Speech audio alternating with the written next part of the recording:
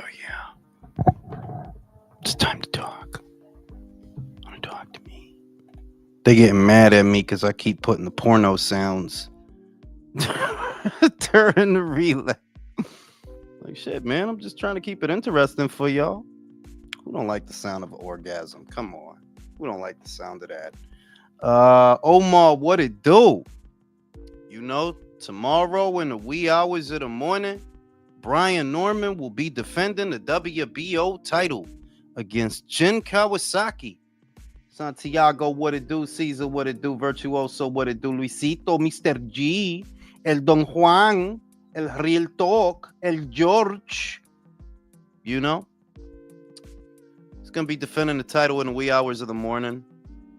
I, like Steve Kim, feel that he should win the fight. Brian should win the fight. I've seen Jin.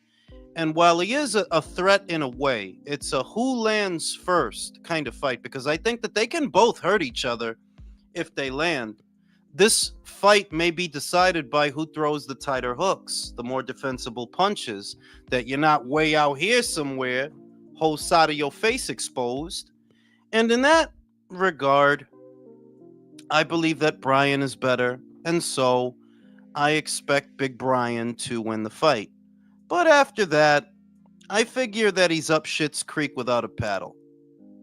For those who may have missed it, on the Boxing Voice, I think it was about 2 or 3 days ago, both Brian Norman Sr.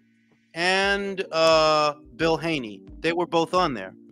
And Brian asked him, if after this fight, after this Jin Suzuki fight, could they do a fight with Devin? I did a video about it in case y'all didn't see it. If you didn't, go watch it. I got the clip in there, from when they was talking. And Bill doing his fast talker shit, you know what I mean? He just saying a lot of words which ain't saying a lot of nothing. That's all he doing. He's saying a lot of this, he's saying a lot of that, which is really a lot of nothing. That he promised that they would not freeze him out. I heard that shit, and the first thing that came to my mind was kids with a play phone. That's what Bill Haney is. You a kid with a play phone. Because you can't deliver on that promise, so why are you making it? You're not the one that pays for nothing. You can't guarantee that somebody who has money will pay Brian what Brian want to be paid. Who's going to pay for the fight? DHP? Matchroom? Who's going to pay for it? Bill Haney? But you making promises about fights, and then I'm thinking like, yo, y'all just spent 36 minutes running from Jose Ramirez so you could turn around and fight Brian at 47? Come on, dog. And then I'm looking at Brian Norman Sr. and I'm thinking like, yo, you can't be this naive. You think they gonna fight you?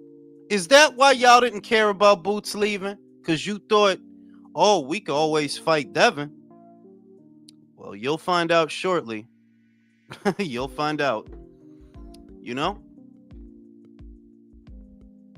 Is he gonna hold his word? Is you gonna be able to hold him to his word? I don't think so. I think you guys basically spat and shat on the only guy that was interested in y'all. The only dude that was interested in y'all was Boots. Them other dudes, which I said it last year, let alone this one. Them dudes don't care about you. They don't care about that brown belt. If they didn't care when Crawford had it, why would they care when you have it? You're even less known than Crawford.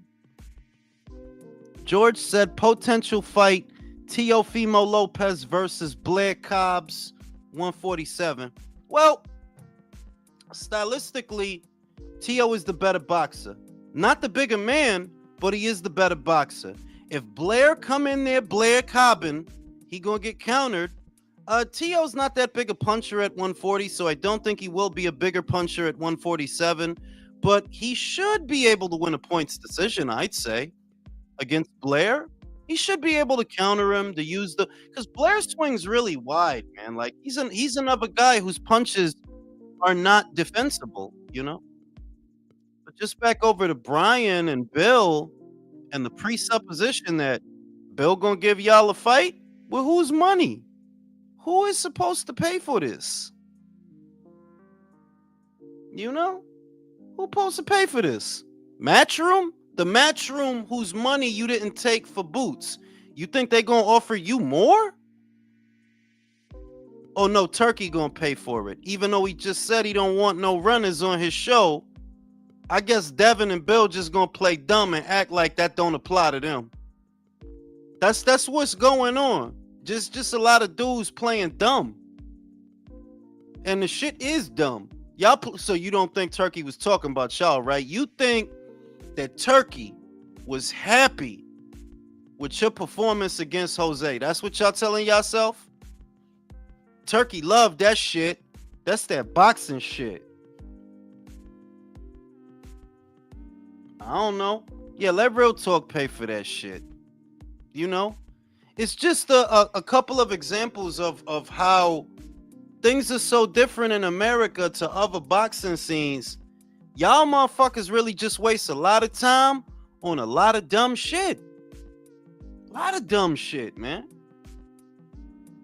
Yeah, we'll fight Devin. Yeah, all right, bro. Don't hold your breath. Calm the fuck down, country. What the hell are you so excited about? It's fucking Wednesday. Leo, what the fuck? Got Gary Antoine Russell calling out Richardson Hitchens. We'll talk about that tonight. Where does Gary stack up with the Pantheon of Champions at 140? There are a lot of fights that are not going to happen for Gary because nobody gives a fuck about Gary. I'm not being mean. That's reality. Nobody care about that dude. He got to do more to get people to talk about him. But he did call out Richardson Hitchens, so I'm going to take that one to the panel. How does the panel feel about Gary Antoine Russell versus Richardson Hitchens? Let's open it up. You know? Something need to happen in America, man, because this shit getting stale in them all. 2 or 3, second or third place. I mean, Gary's a big, strong kid, you know. Will said, Norman fight Devin. What about the taxes? That's what I'm saying. What's the plan supposed to be? Because you know that Bill is making promises with other people money. You ain't going to pay for shit. You're not the one that's going to pay for a Brian Norman fight. You are either relying on Matchroom or Turkey to pay for the fight. And that's if you even serious about having it, which I don't think you are. Because you don't handle Jose Ramirez like he's fucking plutonium to then go in there and fight Brian. Y'all motherfuckers handle Jose like that motherfucker was uranium. Like he had anthrax on his gloves. If you did that for Jose, you would not take chances for Jose. You gonna roll the dice with Brian. Use your fucking head, man. Motherfuckers can't be that stupid, dog. They can't. Brian Norman should have looked at that fight and said, yeah, these motherfuckers will never fight us. They will never. They will never. You know? Most I could hope for from Brian is, hey, maybe you get a Montestanionis. Maybe you could fight him. You know? Welterweight about to be middleweight all over again. Watch. Except it's going to be familiar faces there. They just not going to do nothing. They going to do interviews and podcasts all day. They ain't going to do nothing. Motherfuckers ain't going to fight. T.O. talking about he want to come back in September. Bro, against who, dog? You just walk away from fucking Devin to say, yeah, I want to come back in September. Man, if you don't get the fuck out of here. Like what you said, Jules, counting other people's money and like, oh, my guy gonna pay you. Yeah, like that's what Bill doing. Like, what irritate? I known a lot of guys like Bill. You are a grade A bullshitter. I don't know why you think because you talking fast, motherfuckers can't tell you full of shit. Who is gonna pay for Brian Norman versus Devin Haney? Someone explain it to who? Matchroom? Y'all didn't take Matchroom money for boots. What you think?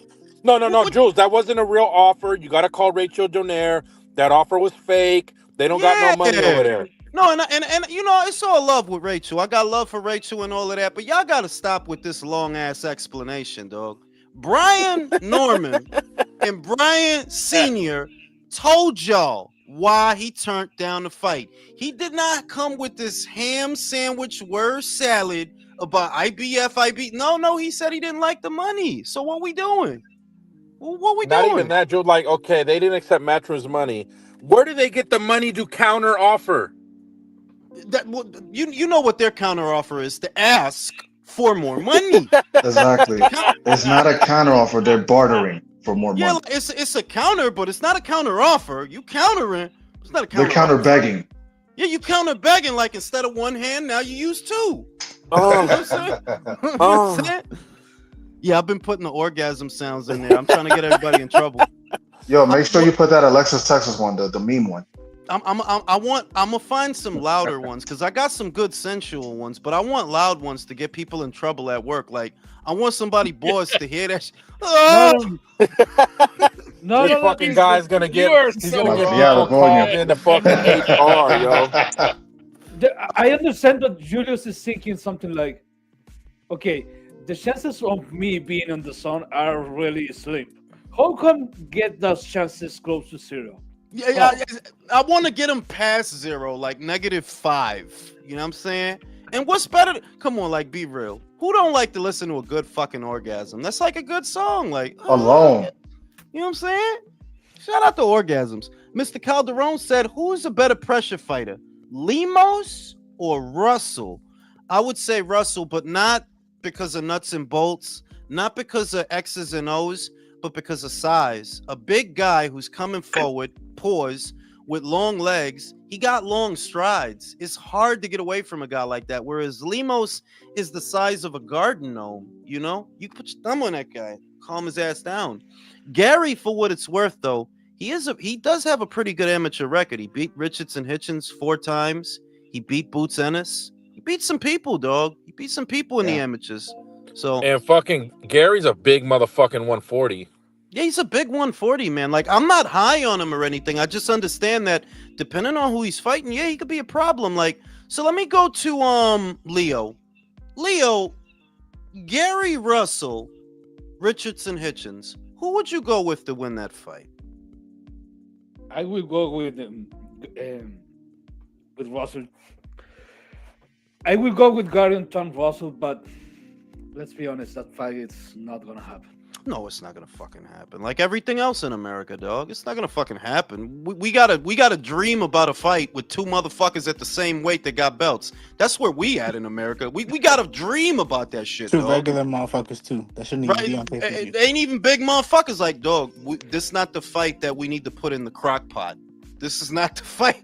This a pork chop. We should be able to throw this on a frying pan and get it done quick. That's a Friday night fight for real. It's a Friday night. You know, it's a good fight though. Like, is it a good fight? Yeah, it's a good fight, but they gonna turn. They want every fight to be Maypac. Every fight got to get the same Maypac treatment. Like, now we got to wait 8 years, and I got to wait till I get in this tax bracket for us to do this, dog. Otherwise, it ain't going down. For real. But Mike, what you think? Gary Russell, Richardson Hitchens. Who would you go with to win that fight? Lemos gave all Richardson Hitchens he can handle. And Lemos is a smaller guy than Gary. Gary's big and stocky. He's gonna come at him. He's not gonna respect Richardson's power, so I would say Russell.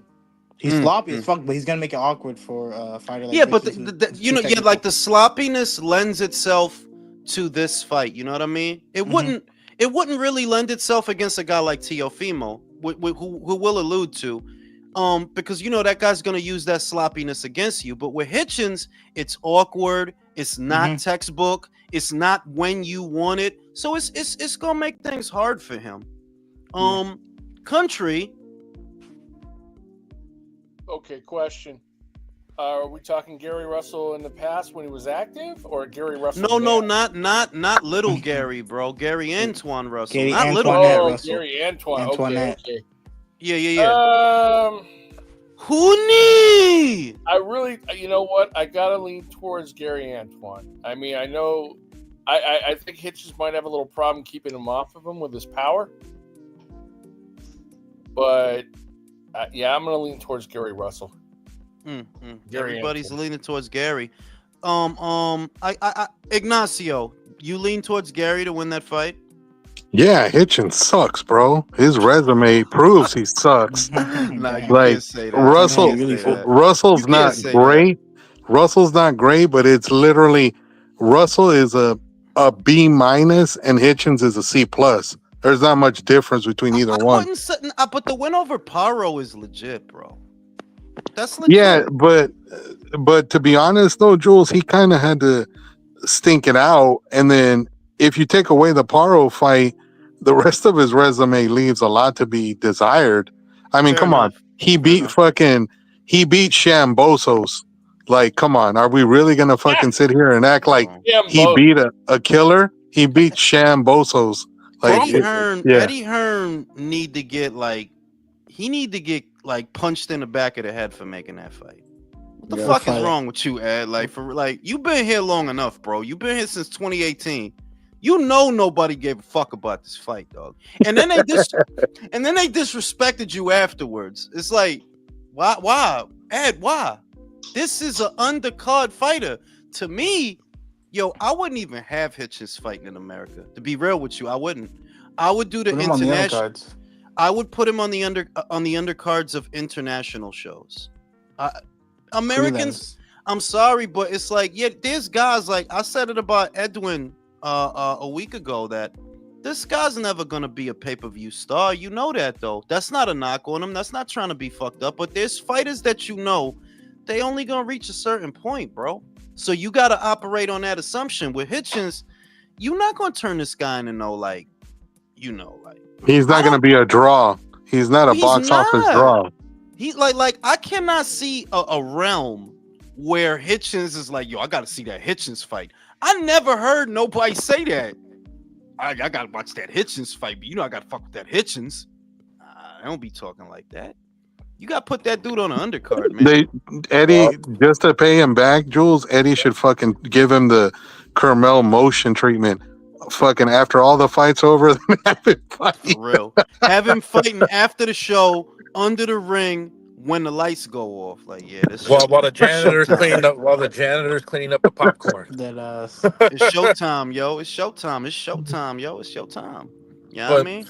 For me, Jules, what was it? The Gustavo Limos. Hitchens don't want no one that's up in his face, bro. No. At all. No. Second question. This one's kind of a doozy. We all agree that this fight is not for the fans. It's not a fight that fans would enjoy. But who do you think would win, Michael? Devin or Richardson Hitchens? Oh God. Just off the boxing, bro. Just off the boxing. Because we know it's not a good fight, but off the boxing. Honestly, the shit is, Michael. Here's the caveat, the shit. You could argue that Hitchens beat the shit out of Kambosos way worse than Devin did, and we can't do the styles make fight shit because they got the same. Got the same style, but they also got Kambosos at a different point in his career. But to be fair, actually, I can't be fair at all. Fuck. He did get Kambosos at a different point in his career when that Devin fight was in 2022, wasn't it? Yeah, 2022. Yeah, fuck, it's been that long already. It's been a minute, dog. It's been a minute. And then Loma knocked him out last year. He hasn't even come back off that loss. Yeah, and it was a year inactive as well. What type of timing it was. No, he wasn't inactive. He fought a dude in Australia before he fought Hitchens. Yeah, he fought some nobody in December. Yeah, he fought a dude. And he looked like shit. I was gonna say. But when does he not look like shit though? Hence the name Shambosos. My dude, he has legitimately, after 2021, for 4 years he's been looking like shit. For 4 years. Because he got a gift against Maxie Hughes. Yeah, he got listen, man. Like, dude. Shit. But back to the question, it seems like Hitchens right now at the moment is more confident letting that right hand go than Devin was. Devin was fucking scared to let that shit go in his last fight. Yes, he was. And you fight like, yo, that, like, I know Hitchens is bad, but the way Devin fought last time, that's horrible. That's not boxing. I don't Hey, give a fuck. Real Jules, that. when- Wait, one at a time. I'm gonna be real that you know that after round 3 wasn't a bad fight. After round 3 wasn't a bad fight. Not after round 3, For like Hitchens, yeah. it was okay after round. Like, you know, at first they not doing nothing, but after round 3, they was squabbling, and Mhm. it's not that I'm impressed with Hitchens. It's that for the pure boxers that we seeing, right?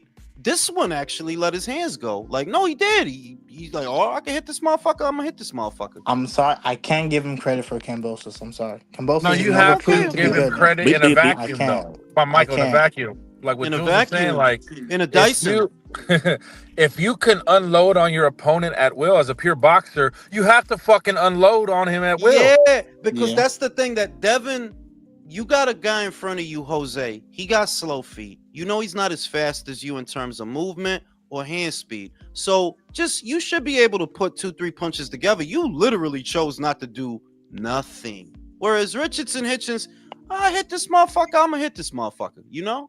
You Y'all know gotta why give him that is? Y'all know why Why? that is? In this fight, he was a boxer puncher against Kambosos, not just the pure boxer. Yeah, you can say, Yeah. I just say a pure boxer. I mean, because Yeah. bro, I saw it. It's like he Hey, barely Jules. took I a just he say a barely pure took a boxer back that was step. letting his hands go. Jules, I That's was what gonna say, you know how you were talking about he was fighting Ramirez like he had plutonium? I was gonna say he reminded me of that fucking yellow cake skit from Chappelle's show. We got yellow cake. I'm saying Don't drop that shit. Don't drop that shit. the president shit. But Nah, there used to be 'cause- pure boxers that let their hands go. Because Sweetie let he his was hands go. social distancing fighting, bro. They need to change that style to social distancing. Like, yo, you fighting like it's 2020 and you in a 7-Eleven. Like, Yo, remember you know what I COVID, mean? y'all? Remember COVID? Yo, Jules, really quick about some shit like that. I saw something earlier on Twitter. They reported that for the fight that's coming up on July 12th, the card there, some people were saying that like they were hinting that Stevenson and his team were the ones asking for or protesting the 18 by 18. But now someone came out and said, no, it wasn't Stevenson. It was a couple other guys. And now they're saying it was Berlanga and fucking Matias that were Steve complaining Kim, about the 18 by broke 18. Pues te lo voy a decir, manín. Te lo voy a decir. Esto es lo que es. Berlanga quiere correr. He wants to run from Hamza. Because why would you... You know, if it's your plan to take it to Hamza, you want to crowd him, crash the pocket, let punches go. Well, you don't need a big ring for that. You need a small one. So based on that, I'm getting the impression that Edgar wants to hang back, move and punch, and that's not how you fight Hamza. I'm just like, you don't give him room to throw the punch, bro. Like, no, he might knock your ass out. You got to crowd him. What did Carlos do? He got in his face. That's what he didn't like. And even though this is a New York card, Jules, it's a Turkey card. So Hamza's the house fighter, right? I mean, bro, we can't if do we're being that. honest, One like, bad how do we, decision, right? We cannot do that, bro. Turkey's been fair. For No, all that's the how cards. we gotta he read the. been No, fair, he I don't been give fair, a fuck. but I don't think it comes down to that. It's just like, yo, Edgar, that dude is really trash. Like, I know we got garbage. jokes and shit like that, but that dude is like for real trash. I'm Though. going Hamza by knockout. Like, does anybody even know what Edgar Berlanga's base style is? Yo, I said that I don't Like, think he has one. Cause I don't, I've been said that. Oh God, I've been said that. I'm like, yo, he not a puncher no more. No, not really. no, he never was. Because he switches trainers all the time. He's had like 16 trainers. I'm not joking. So he's a pure trash bag, right? Like, I'm saying, like he shook a trash bag. He fights like Spider Rico. he shook a trash bag. He's a brand name trash bag at this Hamza by point. KO. Straight right Now hand. Matias complaining about the size of the ring is weird to me because No, you know weird. why, Joel? That makes sense because he doesn't want fucking Puello to fucking be, the one like he doesn't want him to get a bigger ring so he could sprint around.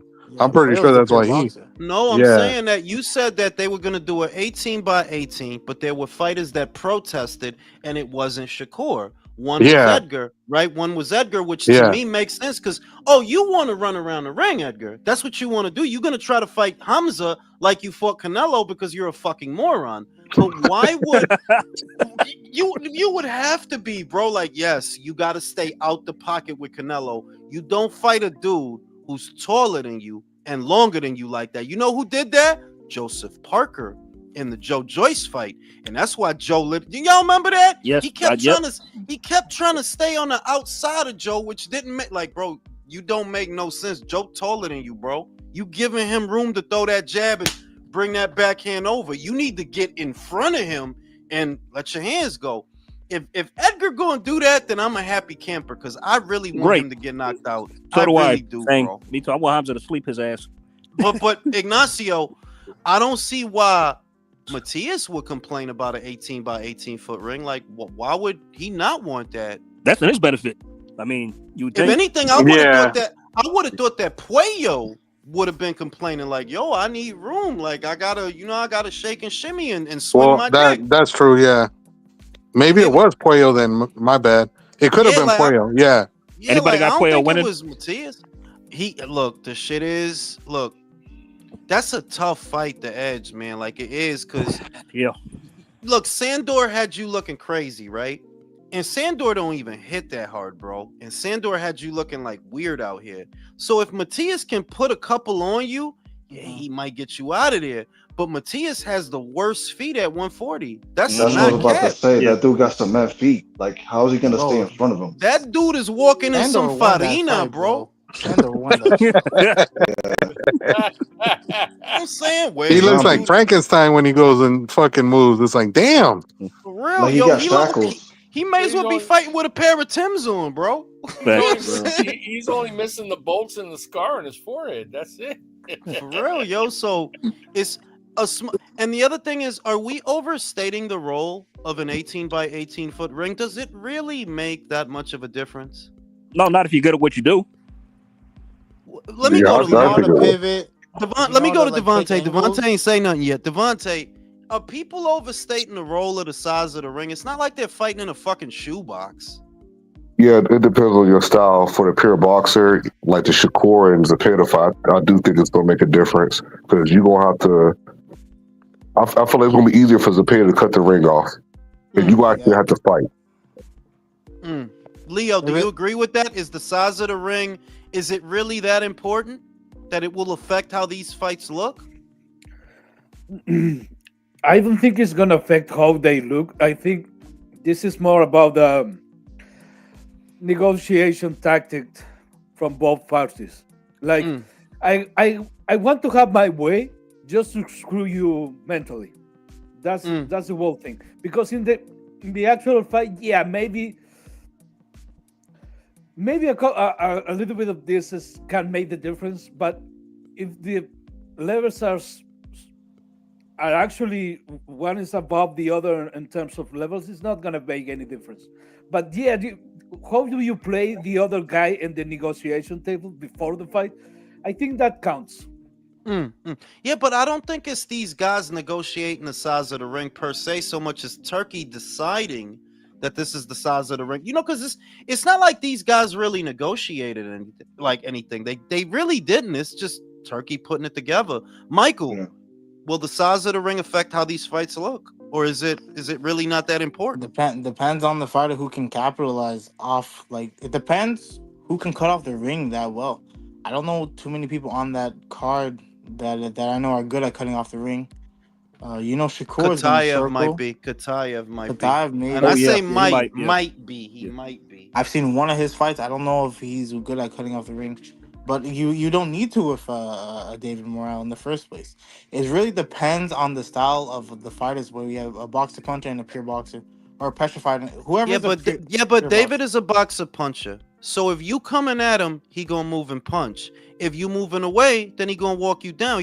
David is a boxer puncher, you know. So Katayev is a characteristically aggressive fighter. So I see David moving and setting traps. Not like a bitch, but he gonna move. I don't think he just gonna stand there like a monument. I think he gonna move. You know, and also, Katayev is not. Move. There's enough space for you to Have you fought in an 18 by 18? No. Has anybody, just for But I someone think They're my gym was I've for someone sparred in by one, 18. Jules. They're small as fuck. I They're pretty sparred. that's I what small. I'm sparred getting in at. one. That Like, that if you're in a 22 by 22 or an 18 by 18, do you see or feel the difference in those two different sizes? Yeah, in my opinion, yeah. yeah. I've been in both sizes. 22 by 22 definitely feels a lot more like there's a lot more space to operate. That's for damn sure. Whereas 18 by 18, that shit is like if your opponent is attacking you and you're not good at like sticking and moving or sliding off the ropes, it's tough. I mean, I like No, that That's for yeah. the. why I'm very I like interested that to for the see that Stevenson the fight. I Hold on, that's wrestled- Jose. I think I wrestled in an 18 Ho- by 18 one time. In baby oil. No, man, I used to wrestle for Incredibly Strange Wrestling, so we used to actually put on shows and stuff. For real. That's good. That's good. That's good. Anal beads. Jose, Fuck 18. you. 18 Anal beads in 18 your mouth. Ew. Jose, have you sampled those two different sizes? Pause, no homo. But a 22 by 22 or a 24 by 24 versus a 18 by 18. Does it really make a difference in the fight? It does, but also more than the style, also depending on the size of the fighters. Because if you have two guys like Chocolatito, it won't matter. But Yeah. if you have if you have like guys like Edgar Berlanga and like Charaz, yeah, like that will be more compelling for those guys. For guys for like little ass guys like me, Shakur, like nah, that won't be like much of Yeah, a difference. Chocolatito, he could fight in a Haagen-Dazs box, bro. Like, and Pero he'll hasta- still pero- have mad room. Para hasta el pájaro de Shakur, man. So that's why the Shakur fight is actually it's Una gonna caja de be cigarrillos really después de pelear. interesting. I don't know.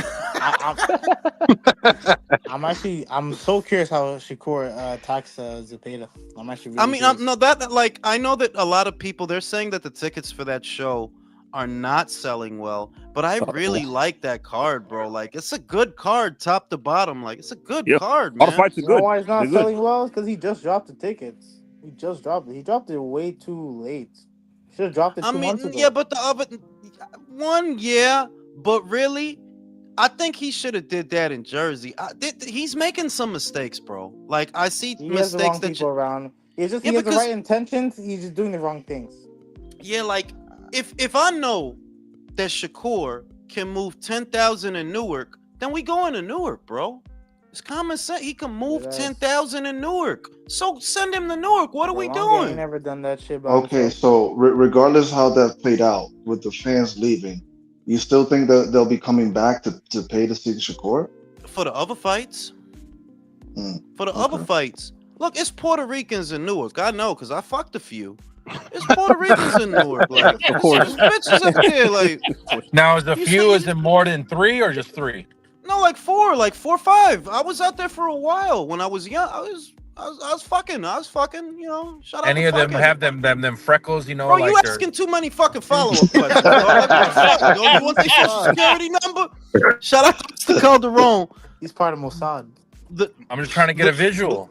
The drill, Shakur, and William, I'm here to see CTE, as am I. That's But a it's good ass just- fight though, for real. It's just like, it's things that are happening that are really frustrating me, that like, why didn't anybody tell Turkey, listen, only one of these guys can actually move tickets, and that's Shakur. Send him to Newark.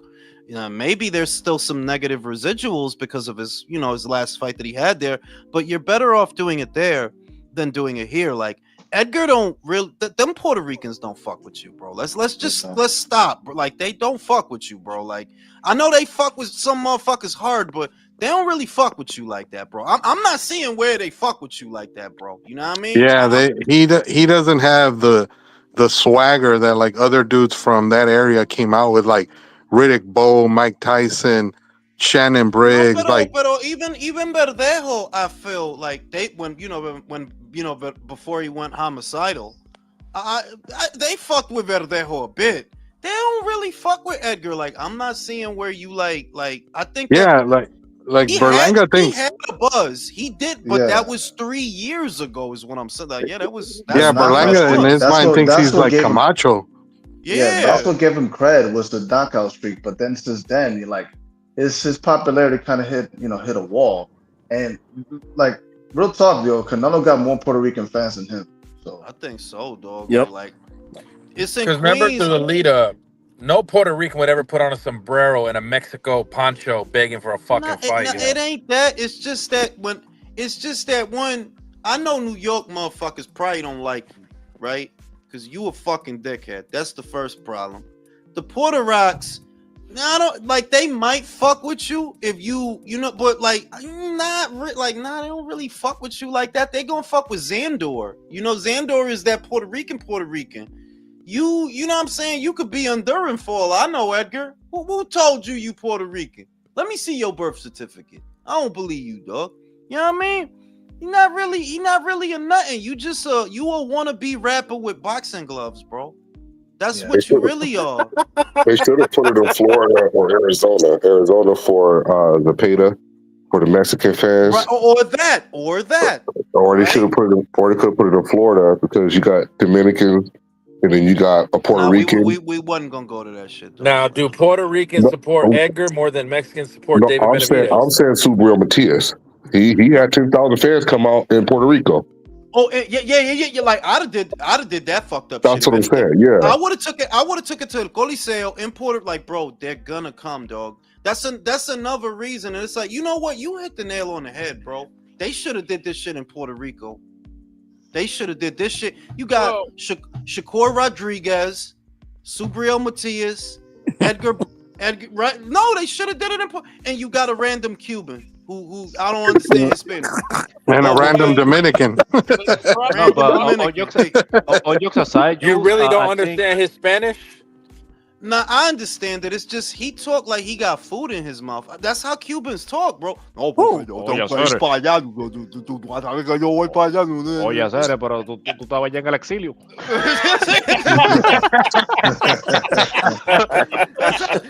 like I thought that we talk fucked up. Nah, Cubans talk. No, muchachos, nosotros somos raza elegante. ¿Qué te pasa? No, because people say that they can. No, y'all talk too fast. It's like, yeah, we talk fast, but we conjugate though. But we do talk fast.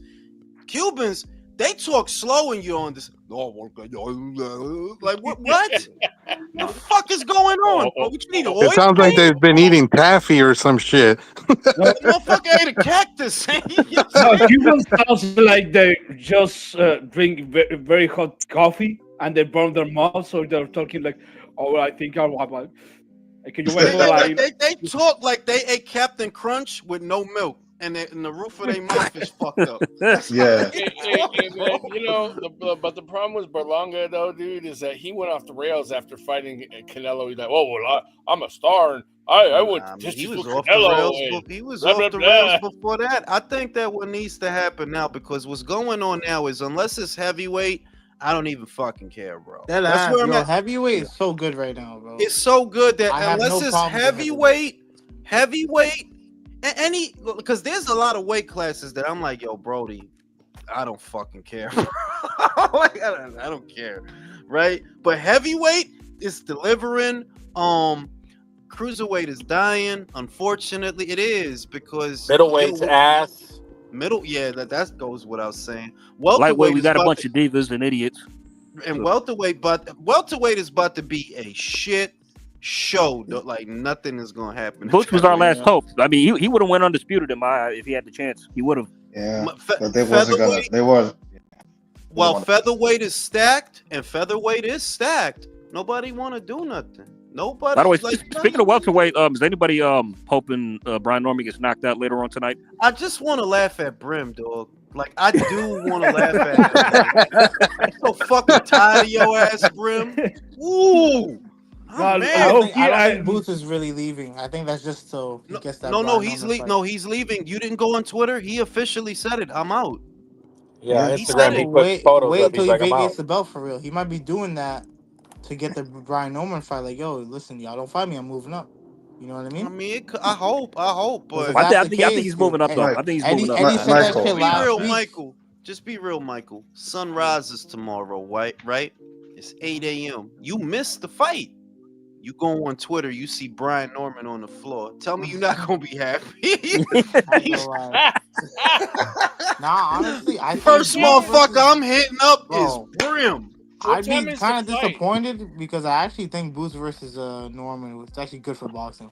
Two young What time is guys That would have been a No, good fight. undefeated. That would have been a real good fight. What No, time is the honestly, Two fight, young Joe? Americans undefeated. When's the last time we had that? No, you're like honestly, Michael, you're absolutely right that We America need that. literally needs more of that, but they don't want to risk nothing, bro. Like that's really what it boils down to. That like where we could get that shit from the UK any old day of the fucking week, we could get Junto and Nishida, two unbeaten champions. Like, hey, let's fucking rumble, right? You can't get these motherfuckers to do nothing, bro. You can't you cannot, bro. Honestly, no, fuck that. I hope Sasaki. Dude, if Sasaki wins, he's gonna try to unify. Yes, Immediately, yes, immediately, of course. immediately, no question at all. Yeah, yes. Right. So, because he's a draw Japan. I You don't have to never worry say- about Japanese. I never say this shit, but fuck these American guys on what. No. We need to start saying Yeah. we need to be on some real Palestine anti-America shit. Let me chill. I was about to say, hold on, Jules. Careful. Careful. Don't get banned. You're going a little far with Jules, that just say it, one, Jules. Joe. Some real Alhamdulillah. Alhamdulillah, right? Like, you know what I'm saying? Fuck your cousin. We need to get on some shit. We need to get on because these American fighters is killing boxing, bro. Like, for real. Like, y'all motherfuckers really don't want to do nothing. Y'all don't want to do nothing. Yo, country, it looks like the fight's gonna be on like at 3 a.m. here in California. Oh shit! Well, I ain't watching it then. I'll be at work. So No, I'll be just up. after you done watching Pornhub, just go over to ESPN, bro. Is your search tab country? Your search tab is my stepsister, isn't it? Nice. Oh my God. You know too much, Phil. Mom give stepson hot bath. You know what I'm saying? Gotta love that. Gotta love that shit, dog. You know what I'm saying? But yeah, I do think that it would be better for the division because I already know what's gonna happen to Brian if he wins. Like, bro, ain't nobody gonna fight you, bro. Nobody is gonna fight you, dog. Broly don't care about you. Ryan don't care about you. Tio don't care about you. Devin is bullshitting you. Devin ain't gonna fight you, dog. Devin will fight Hitchens before he fights you. He's not gonna fight you. Devin would have a trilogy against Hitchens before he'd ever fight Norman. He might have a trilogy with Cam Pusos before he fight fucking Norman, bro. Like, he gonna fight that. Jules, Go ahead. I saw you retweet something, a new interview with David, and I got nauseated because I expect the clout chasing to ramp up now that Netflix is involved. And David is gonna keep talking about this shit with Canelo. No, I did a episode. The last episode of the relay was about that bullshit, and the crux of it is think about this stupid fat fuck, bro. You talk about you want to fight Canelo, you want to fight Bivor, Better Beef, and Ja Opataya. Now, what all four of them fighters got in common? What do they all got in common? They're all working with Turkey. They're with Turkey. Working with Turkey. Bingo. So what the fuck, David? What the fuck?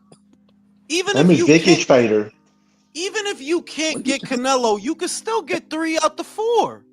You fucking fat fuck. But already, I said it in the video. Bro, I mean, when he sat up there in the press conference and he said, Hey, shut up.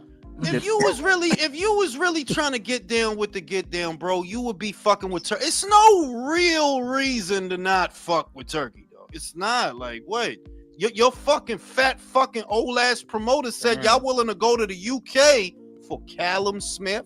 He literally just said that. So you can't go to Saudi for Undisputed. Let's understand. You cannot go to Saudi for Undisputed, but you could go to the UK for Callum Smith. Come on, dog. Wait, what? Simpson said that. No. But when today or yesterday? In a Ring magazine article by Manuka Kopiang, he told them, "Yo, if the deal is right, we'll fight in the UK." When a motherfucker asked you about Saudi, no, I didn't talk in Saudi. No, but wait a minute, Julius. If you're telling me Samson Lucas told you that, it must be true. It must be true. No, verdad. Samson Lucas has never lied in his fucking life. Would never, bro. He's a fucking Boy Scout, bro. He's a fucking boy and a Girl Scout, bro. You crazy? Samson on a stack of Bibles on top of a stack of Qurans, bro, and a case of Coronas. He would never lie. You know what I'm saying? It's just, but you see what? Do you see what I mean, or the drum I keep beating at?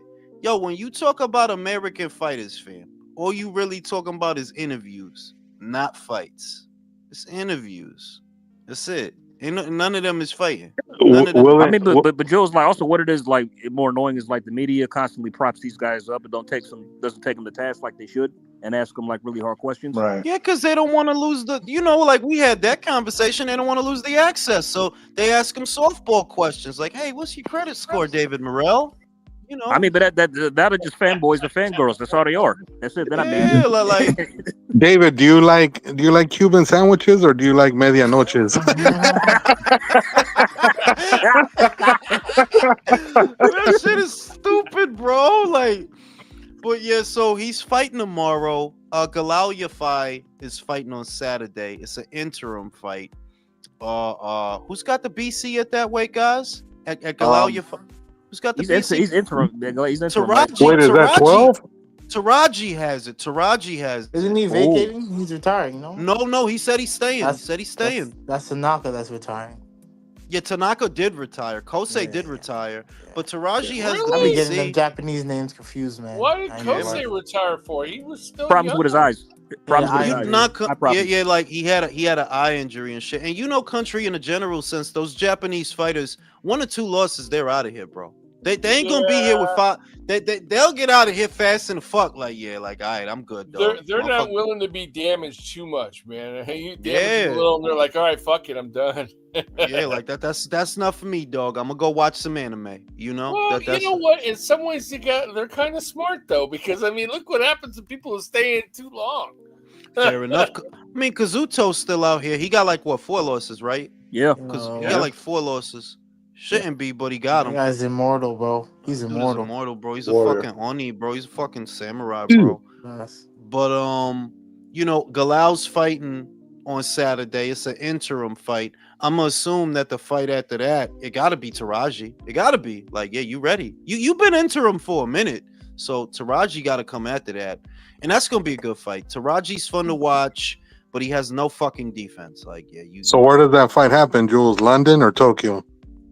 That's a good fucking question. London, I think. I mean, like, you gonna have to pay Taraji. Like, he ain't no, like, you know what I'm saying? He ain't taking 300,000. You know what I'm saying? Like you gotta pay. Like, I think you gotta pay that dude. Like, he headlines over there in Japan, bro. Like, he headline, bro. Like, he ain't no, you know what I'm saying? He ain't no undercard fighter. Who wins? Who wins? I'm gonna go on Kenshiro. It's one thing to fight Sonny Edwards, right? And Sonny Hart, you could see his heart was not in that. You could see that, like, the Sonny that fought Bam, that's not this guy. No, that's not the one who showed. That's not who showed up to that. Yeah. So, can I say that I'm really and Yafai? Yeah, I'm going because this is mandatory. You going with Taraji? Yeah. P. Henderson. Yeah. She was fine as fucking baby boy. She's been fine as fuck. She's still fine as fuck. I don't give that fucking pussy. Man. Sauerkraut, that pastrami. All right, down, boy. You know what I'm saying?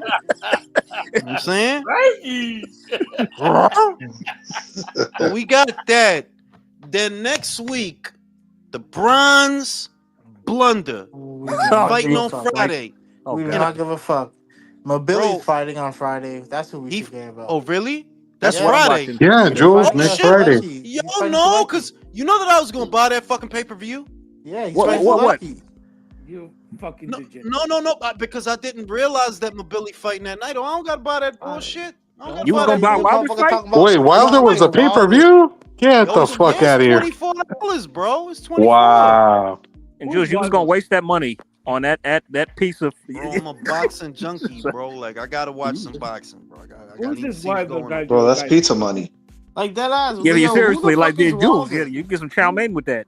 Who is Wilder in 2025? Who is that? Nobody, bro. He's nobody, bro. Like, fucking Ariel Hawaii interviewed him earlier in the week. He's talking about betrayal and shit. Oh my God! Of course he is. I know. You know. Man, I know. Yeah. But I don't That think dude he. has mental health problems. I I actually don't think. legit I, believe I that. don't think he talking about his bitch. I think he talking about JD's and them. Cause something came out. Something came out. I don't know if y'all read it or if y'all saw the episode I did on it. Right. Something came out in the lawsuit when it comes to Todd Duboff and that dude that's suing him. Right. In the lawsuit, it said that they conspired with JD's to move Wilder away from the AJ DAZN deal to the Fury deal. It was in there that JD's with Top Rank conspired so that he would not take that deal. Oh, that's part of the lawsuit. You know, because he's suing Todd Duboff a bunch of bullshit. So he let out a lot of shit that, you know, he was over there doing.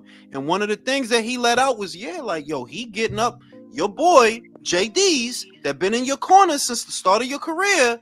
He got up with Top Rank and they was plotting on you. Like, yo, fight Fury, not AJ, even though AJ would have got you more money.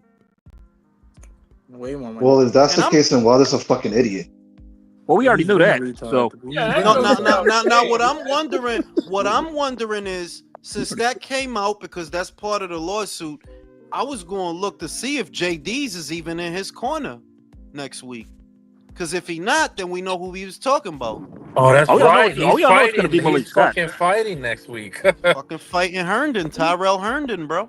well, y'all know it's Wow. going to be Malik Let me Scott. call my I mean, mother who else for are we going that. to get at this stage?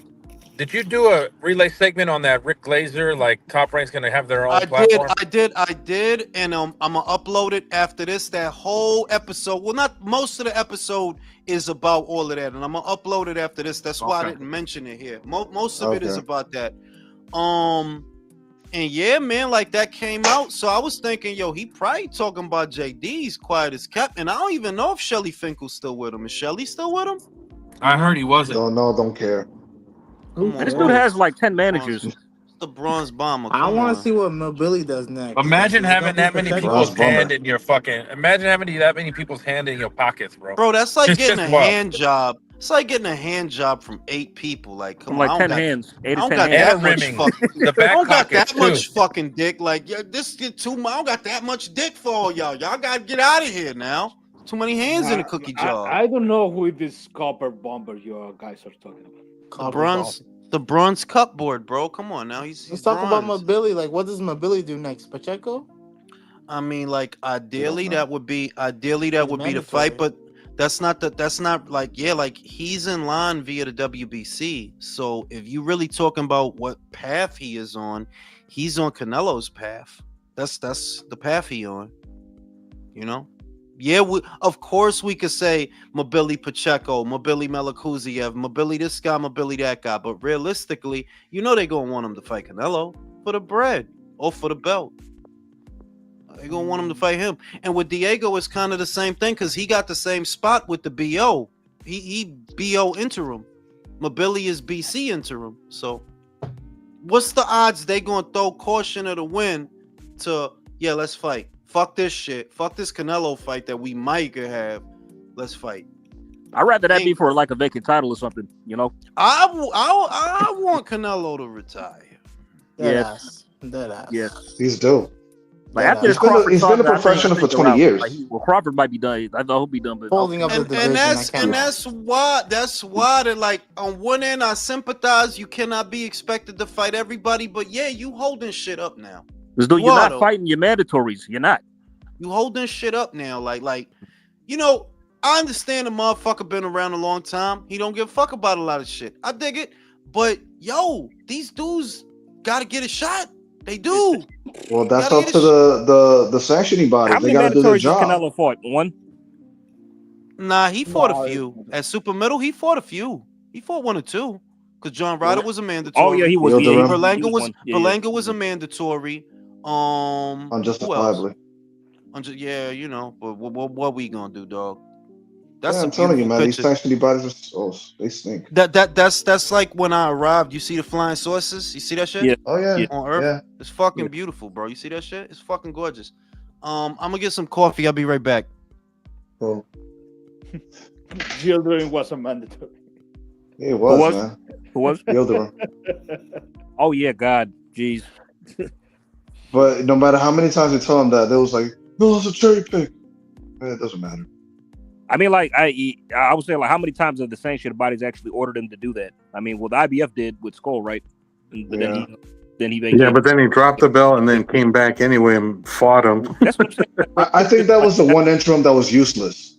Like, why would you even rate this guy up that high, and then have this guy fight a stinker of a fight against Nishkin, I think his name was, and just like that you lose the belt, to Canelo because you're boring and you don't really hit that much. So it was just pointless, man. I think the other people that have whole like mandatory positions, like they should have gotten their shot before this guy. Well, right now. Who are you talking about? Skull. Like he got a title shot before the other interim spot holders. Like I thought that was a useless title defense. That's he was at the right place at the right time. It's the IBF after all. Yeah, I'd be fucking around. That's what it stands for. No, it's not. Look, if you are a guy like Diego Pacheco and McBeal, you don't want that 10-pound rehydration clause to bother you. So you're gonna go to other weight classes. So usually the IBF gets I'm not gonna say it's a harder path, but it's a path that most of boxers at the world level don't want to go because of the 10 pounds rehydration clause. Yeah, but here's the kicker. It doesn't come into effect when it comes to unification. I mean, all I'm saying is that the other sanctioning bodies are not doing their job, quite like the IBF, where like they're beholden to the fighters. Even though they kind of do it at an ill-advised time, sometimes like do it randomly, but at least I think they have more integrity, them and the WBO, than the other two. Okay, I'm gonna talk shit about Cubans.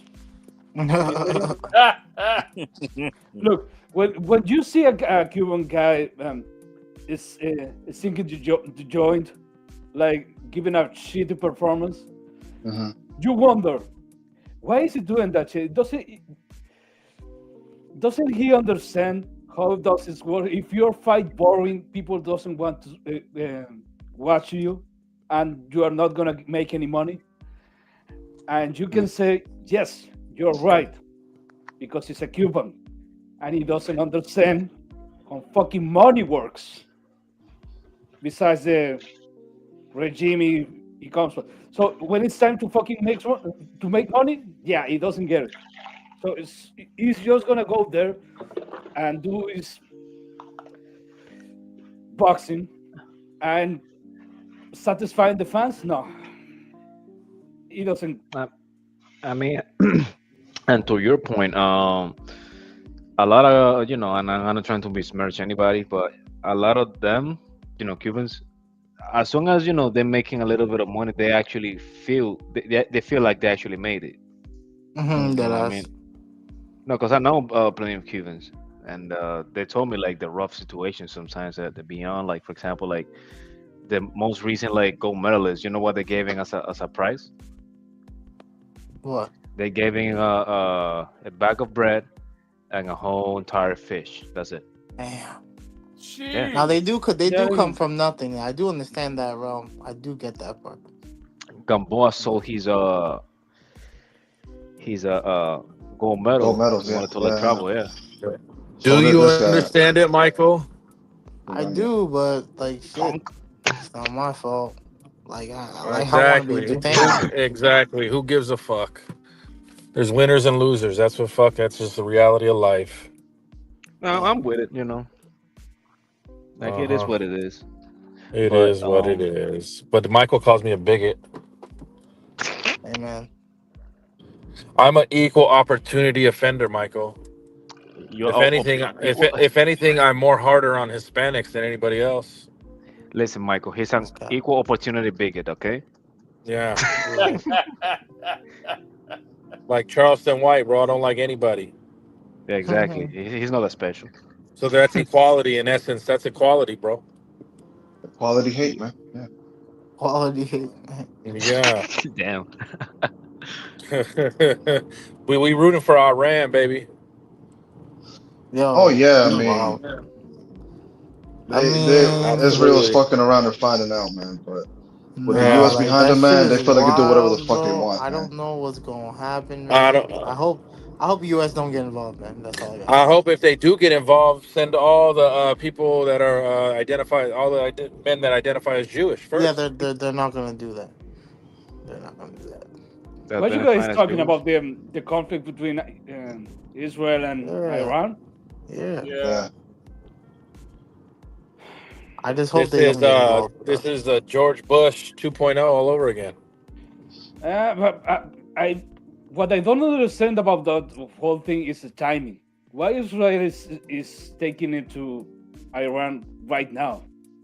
I don't. Because they wanted to Because stop the peace talks. Leo, if you Google the Greater Israel, they've been planning this since Netanyahu got into power in the early No, no, no, late Wait, wait, 80s. wait. Was that it? I get it. I understand the beef. What I don't understand, I repeat, I don't understand the timing. The Why timing is right based now? on their timeline of what the Greater Israel was. We're not privy to the blueprint of what it is, but it's on their timing and their whatever their Um, think tank and well, Mossad guys, said they're gonna do it as. so guys, quick note. Let's just not get Julius in trouble and like let's change the Okay. subject. Yeah, like we don't know like the like the new We won't say politics going certain on. phrases then. We'll instead of saying their name, we'll call them desert people. Is that fair? No, no, but just like just in case we mention something like remember back when you know the virus was around, like you said like the word and all of a sudden like your channel got shut down or whatever. Yeah. Yeah, That's they why just we don't say get this guy in trouble. that's Yeah, like I might, I when mean, that's it's why I not, might it's get it. not, it's not so much the channel terminated. It's more than likely, demonetization. Like they'll demonetized. take That's away why the, we say clag it. Yeah, Yeah, yeah, exactly. So like let's yeah, just keep it let's just keep it PC, guys. Yeah, let's Because keep it yeah, PG. we might yeah. say We'll keep something it. wrong by accident and like Don't, and to be don't fair, worry. We'll keep it kosher. yeah, and yeah, to be fair, let's go back. No, yeah, let's go back. To talk about You boxing. fucking. He Yes, said we'll sir. keep it kosher. You fucking goyim. It's So a family Neil, show after all. So Yeah, it's a fucking family. It's a family show till we Shout out to start bringing up. Liam. It's a family Alba show. Good. Alba fighting Jazza Dickens in 2 weeks. Must watch. I was gonna ask Michael. Michael, if you had to choose, right? You can only fuck one of these joints.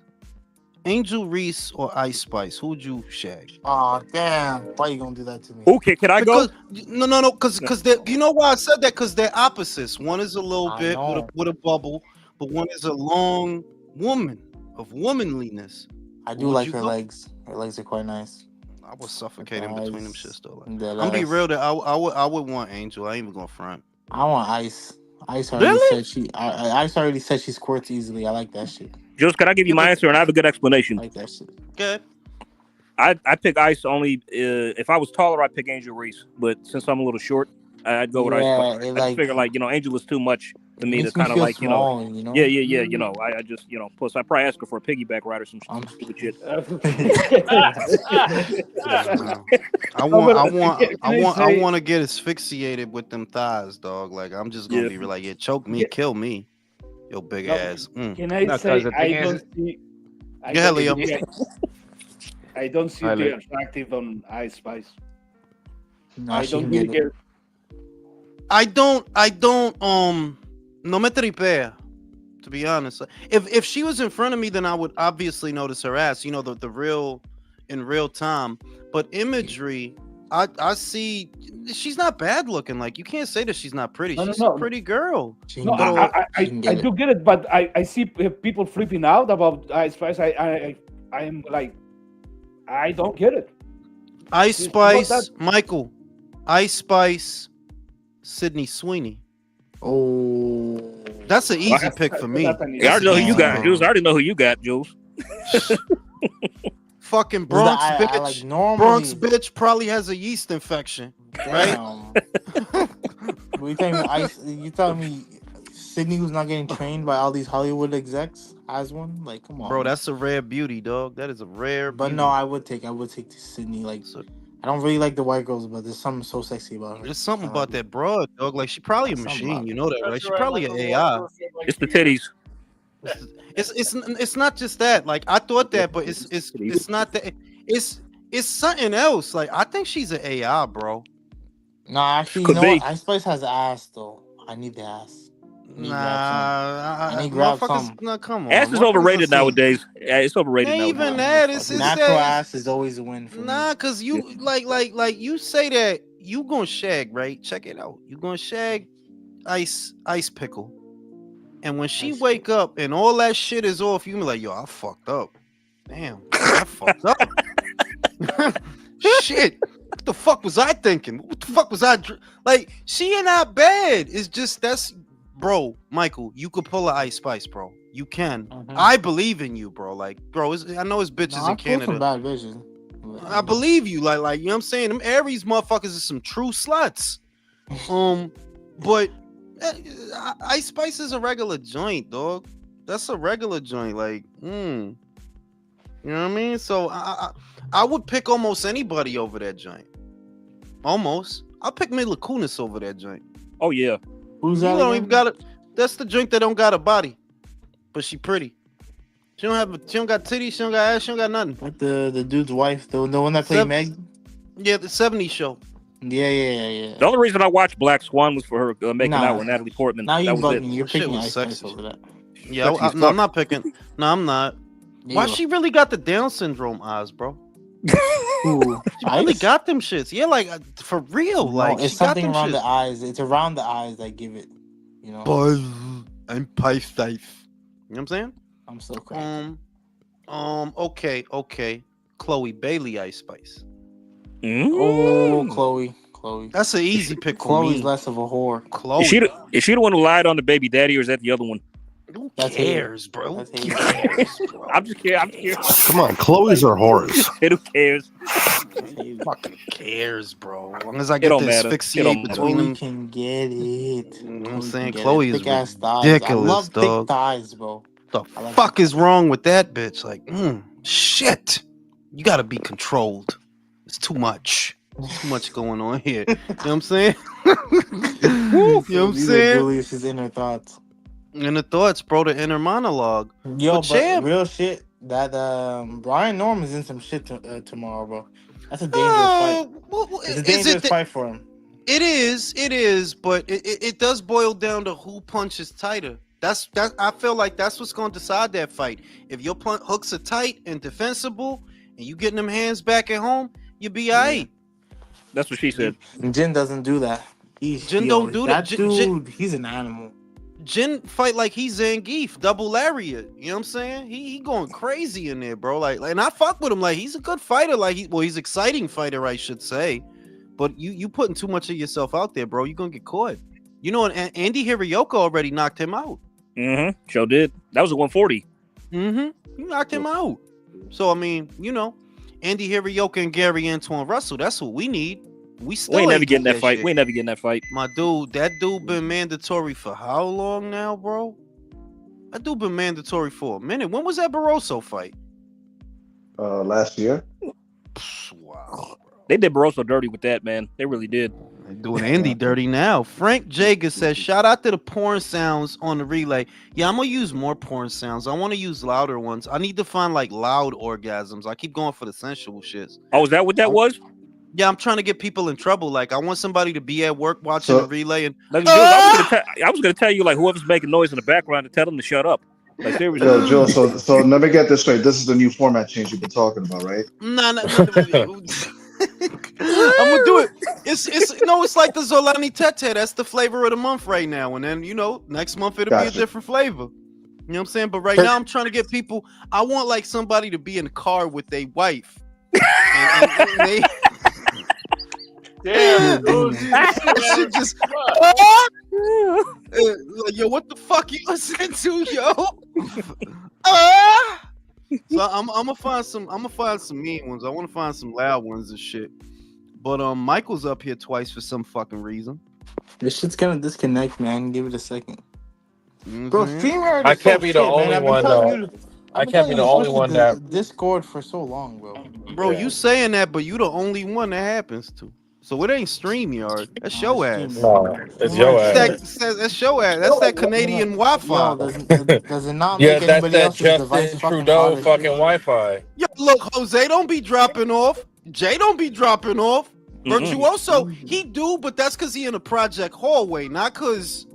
Leo's in fucking Chile and he don't be dropping off. Leo is in the southern hemisphere, dog, and he is cooling. Like, Bro, he don't be dropping off. This shit makes my phone a hot pocket. Does Brim, anybody I know you biting your motherfucking nails right now, Brim. I know you are. Jules, I know most on the panel want Norman to lose, and it ain't happening. Yeah, all right, motherfucker. I know you biting I'm your nails picking Norman right to now. win. Like, do y'all want him to win? Like, lose? No. I got him winning. I have Norman winning. I have Norman knocking out Jen. But do you think I'd be mad if he lost? No, because I'm gonna go right to Brim after that. I'm going right to Brim. I mean, after shit they pulled off, bro. Like, I'm actually would be happy to be one. Shit. Yeah. You know me, randomly through the day, I'd be saying Carmel in motion. Carmel in motion. Next thing you know, that'd be an L for boxing, man. We need. Yo, they gonna have that motherfucker fighting on the Food Network next, bro. Like, yeah, because South Random got a fucking network deal coming up after this shit. Did y'all see the fucking Tyler Perry text messages? Nah, what happened? Oh, he was wilding worse than Diddy, yo. His texts are wilder than Diddy's. Oh shit. Bro, what is it about fucking that makes people go like it's just sex, It's yo? always Y'all some gay shit too. Yeah. Nah, it's celebrity power and the fame, all that shit. Tyler Perry from New York. Shut the fuck up, bro. I'm asking a question. What the fuck? You gay motherfucker. I've been said Tyler Perry is a homo. You're not gonna tell me you need to put on that dress and that bro. How that happened, bro? How you went up in the whole dress with a whole wig and playing a whole character? How that happened, dog? Hollywood. No, you like putting things in your ass. Come on, man. How the fuck did you come up with this character? You was doing some gay shit. It had to be. Ain't no motherfucking way. I don't want to lie, man. Tyler Perry's movies, they're like terrible funny. You know, like they're so bad. Some of them, no. In fairness, he did make I've seen one or two of his movies, like Daddy's Little Girls. Oh that was yeah, a good movie. That was a good movie. No, Some are decent. Some are decent. Some are decent. Yeah. No, but the thing is, like, in my opinion, they just made to make fun of. Like, they're really entertaining when you see it from that perspective. Like when you notice the shit and the bad acting and shit. No, I would say Tyler Perry's movies are the new blaxploitation. That's they've been that for a minute. Because it's not complicated. And that's why you got to give it to Keenan and Peele. Whoever made the scary ones, because it's not both of them. I think Jordan Peele. Jordan Peele. Peele makes them, right? And I there's a part of me that wants him to move off of the racial undertones and just do movies, because I know you can. You don't got to do the racial undertones and the resentment thing all the time. You can just make movies, because one thing that I don't see in Hollywood, it doesn't get done. Yo, the character could be a black protagonist, but it don't have to center around racism, slavery. Just make a fucking character and go make a movie. That's it.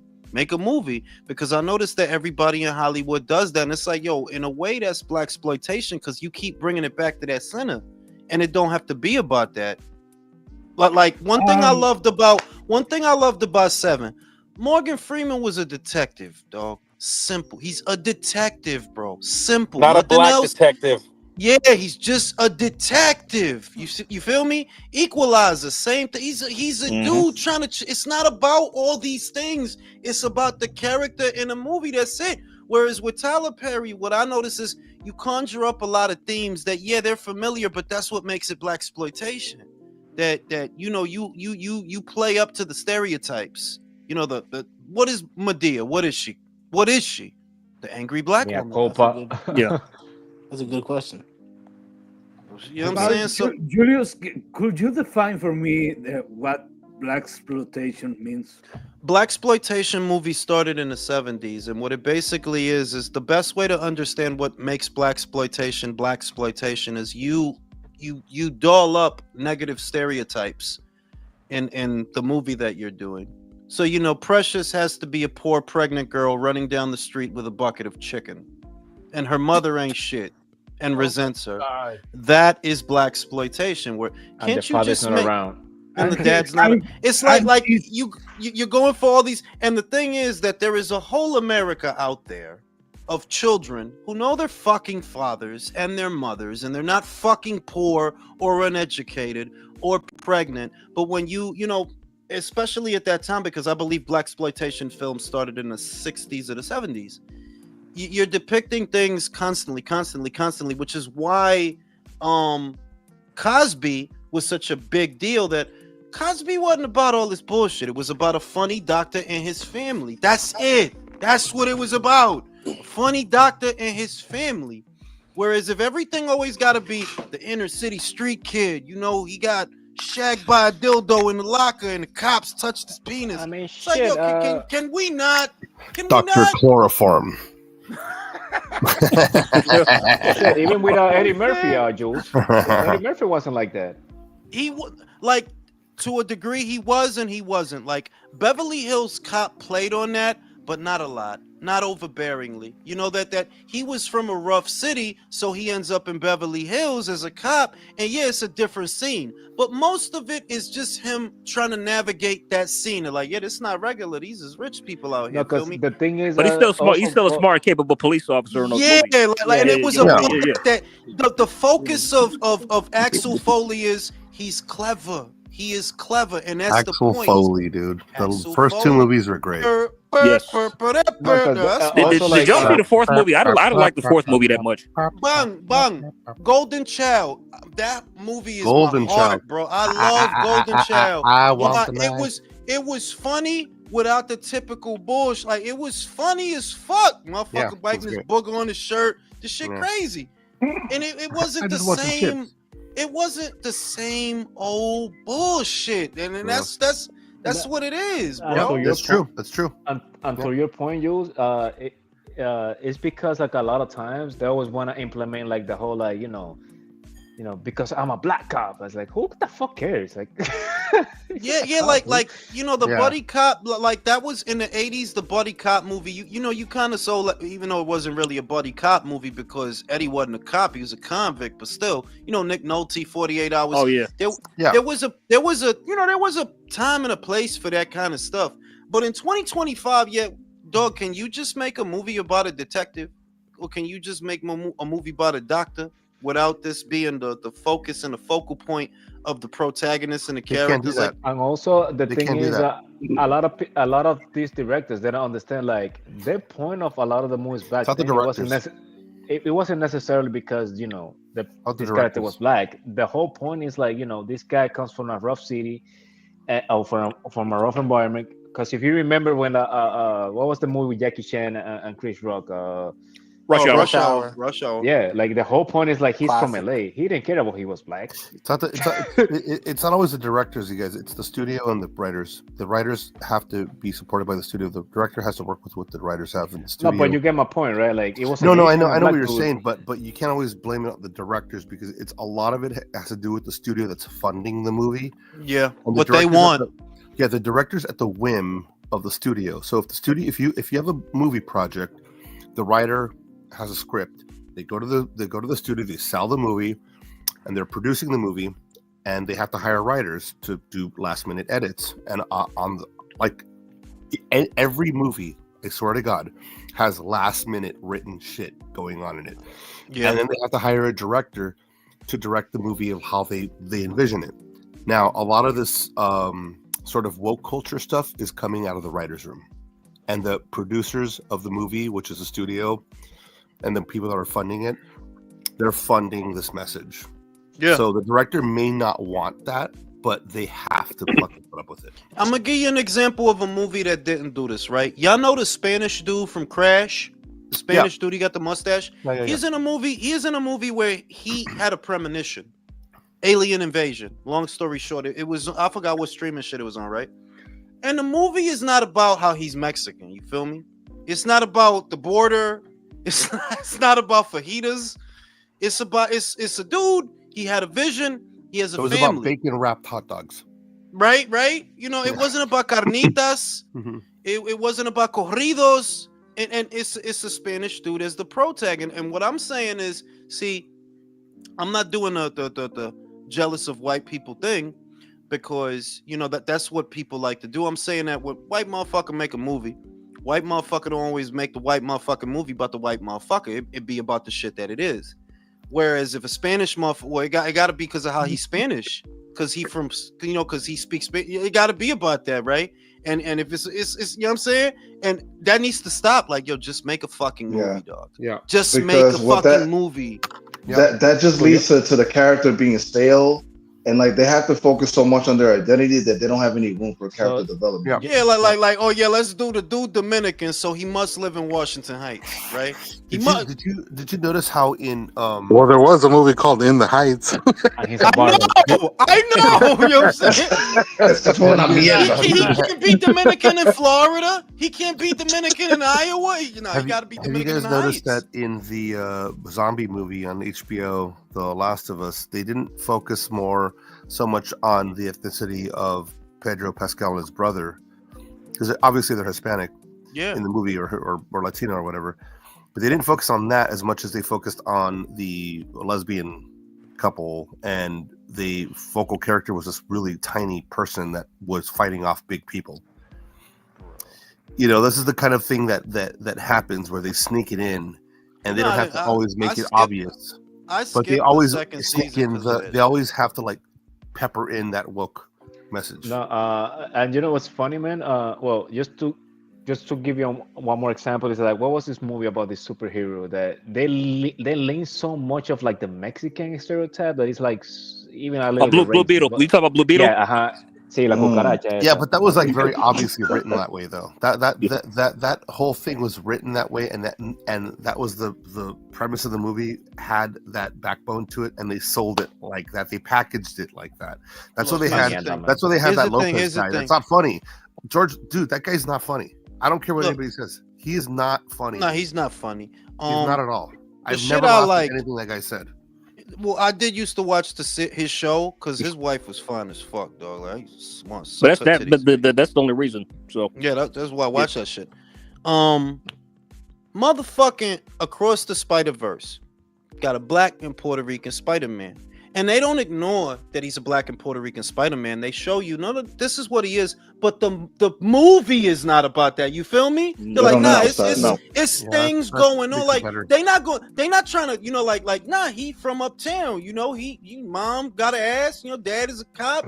he you speak a little bit of Spanish, but not really. It's there. The elements are there, but that's not the focus. You know, the focus is the actual conflict that he got to deal with. And that's what I'm saying. That like, yo, you could just make a fucking movie instead of making the movie about all the typical shit. I'm like, so the only way, so Precious gets an award because she ran down the street with a bucket of chicken, dog.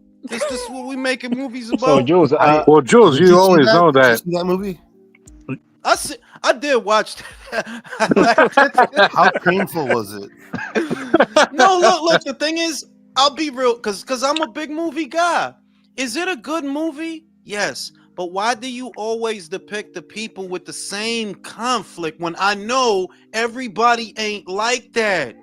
That's bullshit. Well, Jules, it's because Hollywood gets a formula and they don't deviate from that fucking formula. That's the problem. That's what it is. It's true. Just what to your point, guys. A lot of that is don't let them start making movies about Dominicans, because everybody's gonna be a fucking barber. There's gonna be Coronas everywhere, right? Yeah. And listen, there was a really great AI. There was a really great AI meme going around where they asked a bunch of liberals told the truth, and one girl was like, I don't know what the issues are, but I'm just kind of in solidarity with whatever's trending. I don't let's not that get political, up, dude, they got mad. They got mad that we got political. Like, I make fun of Democrats now. Like, I used to be. It's a joke. They're a joke. I make fun of y'all motherfuckers are stupid, dog, and y'all can't fight. Fuck. They're going with whatever's trending. It's true. No, you know what's fun? You know what's funny, guys? Like, to this day, we don't really know what race is Spider-Man. No. I mean, like, look. The shit I is. thought he the was shit- Dominican. His name was Miles Morales. No, No, he no, Puerto Rican. He Puerto I'm Rican. talking about He's Peter Puerto Parker. Rican? I'm talking You about sure Peter about Parker. that, Jules? Yo, You know- I'm you know- telling Miles Morales is Puerto Rican, bro. Yeah. No, Miles Morales. Bro, I No, just he saw a does. He movie. does. But I'm talking about Peter Parker. Peter Parker. Yeah, Oh. man. Sabrá Dios. I just saw the new Wes Anderson movie with Benicio del Toro, and he's a Puerto Rican actor playing like a fake, almost like fake Middle Eastern type character. You know what I mean? Like, Yeah. I saw that movie. Did you think Yo, it was any good? In it was Colombiana, okay. they had a dude from the Middle East playing a Colombian. You feel I me? hated that movie. I hated that movie. Julio, What wait. I hated about it is, look, motherfucker, you're not gonna tell me this 125-pound woman gonna be like, nah, bro, come on, what the fuck we doing, bro? Like, really? What do you These think of Pedro motherfuckers, Pascal? no, these motherfuckers just don't know how to fight. Cause you slap that bitch once, movie over. Like, sit your ass. The down. thing is, Yeah, like, you're looking at it with your boxing eyes. That's the problem. I am, but this the thing. Y'all look. Zoe is a fine ass bitch. She is fine as fuck. But she is a slim and slinky bitch. She's a very small woman, dog. Like, what if Pedro Pascal plays Mr. Fantastic as like Hispanic Mr. Like Mr. Fantastic? Yo, I would be you not so like that? fucking pissed, bro. Yeah.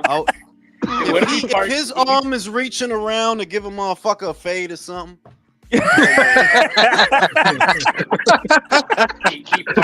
the Fantastic car in the fire lane. Oh. I mean, Fucking but Jules, you made a good point. It's like Zoe said, she's more believable as Gamora in the Guardians because she's an alien. Yo, you know what I mean? Because she's green, so you like it. Yo, I just figured. Bitch, you never guys. Yo, let me just say real quick. I just figured if Mr. Fantastic was Dominican, while he's sleeping with his wife, he'll use his free hand just to stretch out his arm to another belt to the finger of another girl. Like that's exactly how you supposed to use that power. Stretch your dick around the block not to go help in the next Not to bitch. help people are in trouble. I think or bro. Like one of two things is gonna happen. One thing, he's gonna open some random people's fridge. Two, he's gonna be judging like people's hair because like, manito, ¿quién te recortó? Yeah, you're gonna be examining shit. Like, you know what I'm saying? You see a big ass set of hands, like, ¿qué está pasando aquí? You know what I'm saying? He's gonna give you a business card. Pasa por aquí, man. I got you. You know what I'm saying? He's gonna It's real park the shit. Fantastic car on the lawn. It's real shit, but yeah, like that's the fucked up shit about movies. And we had this conversation, y'all, about a month ago. It was either a month ago or 2 months ago that I said I think the movie industry might get phased out. I think that it's about to expire. I think. Well, I ask you a question. There's several contributing factors to it because I have a lot of friends in the industry and in LA. And one of the biggest problems with the movie industry right now is the support in the town where it was really founded. So the tax incentives are horrible. A lot of studios have left. Governor Newsom is trying to make attempts, but they're too little too late to give tax incentives to that industry because California really turned their back on it for tech. And a lot of the people have left. They're now in Georgia. A lot of filming is going on in New York. And Texas, I heard too. One of my friends filmed a lot of the Equalizer show in New York, which is a horrible show, but he was like the bad guy in it. And he's telling me that he's gonna fly to the East Coast now, so he's thinking about moving back to Florida with his family because that's where he's from originally. And he's a Puerto Rican Cuban actor, and he gets a lot of those roles, but a lot of those roles were going on in the East Coast now, and it doesn't matter what it is. LA was the hub. It's no longer that. What they're doing right now. I want to say, look, the infrastructure, and I heard Matt Damon, I heard Jon Favreau talk about how the infrastructure changed, and we've been all through that. It's changed a lot. It's changed, and it's harder to do things, so the studios aren't letting the writers and the directors and the people that make the movies make movies the way they want because they want to stick to a formula, and that's one thing. Yes, that's one thing. But it's also the people have changed. We watch movies. We can sit there for 2 hours and watch something, whereas the people that are coming after us, the younger people, they don't. Do not. They want 15 seconds of content and on to the next reel. Have you been on TikTok? Have you been on TikTok where you watch the movie clips? Yeah. That's the extent of it. Yeah, they don't have the attention span to watch a feature film. They want to watch the action parts. And that's it. And you can notice that the movies nowadays they made for like that generation, because they have they need something needs to happen like every 2 seconds. Yeah. Like you don't really have like character development. Like you don't really know like the Yeah. motivations. Yeah. Things happens because of reasons. What I noticed is you're seeing big budget actors. Like I just seen Ryan Reynolds. And a couple of other actors and some bull. Like the movie looks like shit. Like this Ryan Reynolds, he was just in Deadpool. The fuck is he doing in this bullshit? I seen the dude who played Luke Cage and Gerard Butler in a movie called Plane, and I'm like, what movie? I mean, like I'm not mad at it, but I'm like, why does it feel like y'all should be in something bigger than this? That's the feeling I get there. Like Gerard, you was fucking Leonidas, bro. You had motherfuckers saying that. Though. Part of it still, my God, like this man saved the White House, man, and Olympus is falling. Another shit movie. There were several contributing issues. One was COVID, and the other one was a strike. So when you had COVID, you had the writer's strike and then the actor's strike right after COVID, and that really fucked up the industry. The other problem with the industry is that a lot of people are not watching long format films. They're like not. It's hard to sell a ticket for a movie in the theater. Like Dune was supposed to sell a lot more. Like they predicted that if Dune came out like this one came out in the 90s or in the earlier 2000s, it would have done like triple the numbers that it did at the theater. Now I'm gonna be real. I remember Dune with Kyle MacLachlan. And I'm gonna be real. I didn't like that shit then, and I don't give a fuck about it now. There's too much sand. I don't understand what the fuck is happening. Like, what is this? Well, it's a popular book, right? It's a popular book series, but the thing about it is that the imagery and the IMAX, like the cinematography was great. I watched the first one. The writing was lackluster, but the whole imagery of the movie was great. And to watch it in a theater was like that movie. It's like that movie with Jennifer Lopez and Kingpin. It's like the Cell. The Cell, right? It's Star Wars wearing a monocle. Yeah, I felt like the movie. It would come on because my memory is vivid. Channel 11 would dedicate a whole fucking Saturday to fucking Dune, and I'd be fucking furious. Like, here comes this. Well, the original Dune was a little hokey. I mean, it was hokey. Also David Lynch. No, but they would. What I remember, they would talk like the way they would advertise Dune, as if this supposed to be some shit. Like, can we get a Rocky marathon on Saturday again, please? Or that would be awesome. A Van Damme marathon. Why we gotta watch Dune? I think part of the decline though is that like there's no new generation of like American actors that are like really up there. Like I was at the movies just now and I saw a trailer with Brad Pitt. He's like in a Formula One movie. And to me, that's a recession indicator. Like Brad Pitt is still the cool guy. Like he's still taking his shirt off in movies. Tom Cruise. What I was gonna say, and I said it already though, the movie stars are not stars as big as they used to be. Fucking influencers are more stars now than the fucking movie stars. Like I think as far as acting, like as far as like young actors, I think other than like it's Timothy Chalamet and Michael B. Jordan, that's it. Yeah, I mean, I think it's sad when you have something like Timothy Chalamet as like your it guy right now, and that's fucked up because there should be anybody could take that guy and boil him up like a fucking piece of paper. Dude, with one hand. He's actually good at with one hand. That's what I was about to ask. He's okay, bro. That's what I was about to ask. I was actually about to ask if he's actually a good actor because I've never seen a Timothy Chalamet movie. He's okay. He's good. I've never seen a Timothy Chalamet movie, so yeah. So he can act. I never seen nothing that Charlemagne the God was in, so I don't know Tim Allen. I don't know what's happening. Okay. I mean, right now, for me, the overuse of Pedro Pascal is kind of fucked up because there's a lot of Latino actors out there that are good, and they're overusing that guy a lot. He works like an immigrant. No, because he's basically now like who was the Spanish guy? For a while, it was Edward James almost. Antonio Banderas. Yeah, for a while it was Edward James almost. Then it was Antonio. Antonio was the Spanish guy. Oh yeah, if he was somebody like Spanish, he won. Antonio was there. Dog. And then for a while, it was Javier Bardem for a little while. Yep. And but then he's, and now but can I and say Javier is great, bro. oh, That he's fucking guy's amazing. great. No, Dog. he's a That theater guy. is fucking He's a great. he's a he's like a when you think of thespian Benicio as del like Toro as, was a Spanish guy for a minute. yeah. When you think about thespian, Javier Bardem is the epitome of like the theater, like the actor's actor. He's amazing. Between Anton Chigurh and the way he played the dude in 007, bro, that dude is haunting. Oh, Bro. yeah. He's That a guy's fucking great. bad guy, bro. He's Yeah. great. Oh, Beautiful. Have you ever seen the movie Beautiful? Oh, he was Didn't great in see that beautiful. too. Didn't see that. Did Didn't you see ever that. see By the Sea, What- where he played Yes. he played a quadriplegic? Yeah, he plays But a Don, He played a I quadriplegic. really, I'm getting the That's work. sense that the movies will go the way that Nickelodeon's went. You understand me? That I feel like this is gonna get phased out of culture now. That people are not. It doesn't have the luster, the appeal. Yeah, It doesn't even to have an the extent, power yeah. that it had. Yeah. But Can I say- okay. I got a quick question for all my Hispanic people on the panel. Like, y'all remember that scene of Collateral where Harvey or Bardem told that story to Jamie Foxx? Oh, yeah, I remember that. Yeah, Is he played a cartel guy. Is that true or no? El Cuckoo, Like- El Cuckoo. Yeah, I Like was there. we tell Cuckoo story. Like I remember El Cuckoo. We didn't, when I was a kid, El Cuckoo was it was a thing. Like, yeah, you better watch Yeah, your El ass. Cuckoo or El El Cucuy. Cuckoo. El Cuco. Yeah, like- I mean, yeah, I think he called him like No, El Cuckoo. we called him El Cuckoo. That's how I remember this shit, El Cuckoo. And, El I had Cuckoo or dreams. El I Cucuy? fucking The dream. I had Mexicans, it's dreams El about that Cucuy. shit. El Cucuy, yeah. But I don't know about y'all, but like we told that story when he said Caribbean Jamie say Foxx about type of like We say La Cuca. Yeah, Is La Cuca is how we say it. You gotta Cuca be means careful now.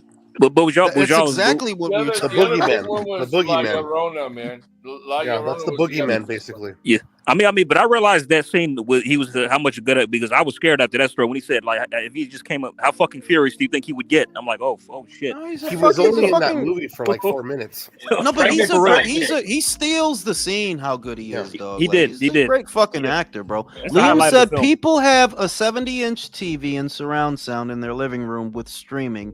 You don't have to deal with the morons in the cinema. Yeah, but I gotta tell you that. Look, we of I age, love the Liam. movies. We of age. That experience of actually love going to it. the theater. I I love feel it. like every aspect of the movie industry is in decline. It's not just Yeah. that people don't have the attention spans for it. It's also that the movies are not as good. Like, no, They're not. they're No not. new ideas. They So keep when I was recycling looking the at- same thing Listen, over Bro, and you're not, over and you're not over gonna again. get a. You had movies that were sleepers, like K-Pax with Kevin Spacey was a great fucking movie, and nothing's getting blown up, nobody's getting shot. It's not your typical movie, but it's a great sleeper kind of movie like K-Pax, a movie like Memento, that you had these original ideas. Like, you really not getting nothing like that now, dog. Everything is like Little Caesar's Pizza. They want to recycle the same old stuff instead of bringing up new ideas. They want to use the it's same all old intellectual Jules, it's property. so No, sad. they have It's a so specific sad. studio for that. It's called A24. Like they're basically just studio. Yeah, Oh, yeah, but So it Julio, became a product. Like anything Julio, else. It's not didn't artistic. A24 lose a lot of money? Which was the movie done? Which was the movie that A24 lost a lot of money They on? lost a lot of money on a lot of movies. Because somebody explained it to me that A24, while it is a well-to-do movie studio, it's not as big as a 20th Century Fox. It's not as big. Yeah, It's it's an more indie studio. It's an indie independent. studio. Their strategy is When they have a flop, Disney can afford to flop. Of Yeah. course they can fucking Yep, afford to. yep, But yep. A24 cannot afford to flop. No, Well, but that's what there's I'm always a saying. bigger They- studio that's backing it up. So it's marginally okay, but if they have too many, then they have to be forced to like work at a loss. Their But brand as is we were saying speculating earlier on about going to the movies, man, the experience about going to a theater when I was a kid in the 80s, I remember we went to go see Back to the Future, and then I would sneak into the other movies like Friday the 13th or the Freddy Krueger movies that were big at the time. And we'd go watch one and we would sneak into the other one, and we would spend our whole Saturday afternoon like watching like 3 movies. And The it was movie a big deal. popcorn, bro. The popcorn, the fucking Oh. The whole thing is Raisins, the smell of it. Like the whole thing is an experience. It's an bro. experience, dude. I remember I went in to see Young Guns. Remember Young Guns with Emilio? I remember Estevez? Emilio Yeah. Estevez, Dude, I Lou went to the Diamond theater and Phillips. watched it, and it was fucking like our friends and I were like, "Wow, this is great." and it's just going into the theater. Even nowadays, it's a fucking treat. It's soulless, bro. It's a job. It's a treat when you get to watch like an older movie being re-released.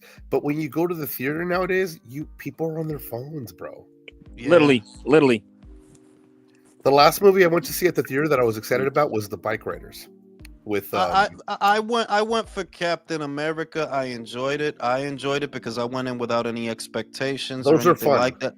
You know, Those are fun. But I went to a matinee. You know? I went to a matinee movie like at 11:00, and it was The Bike Riders. What's the British guy? Ricky Gervais? No.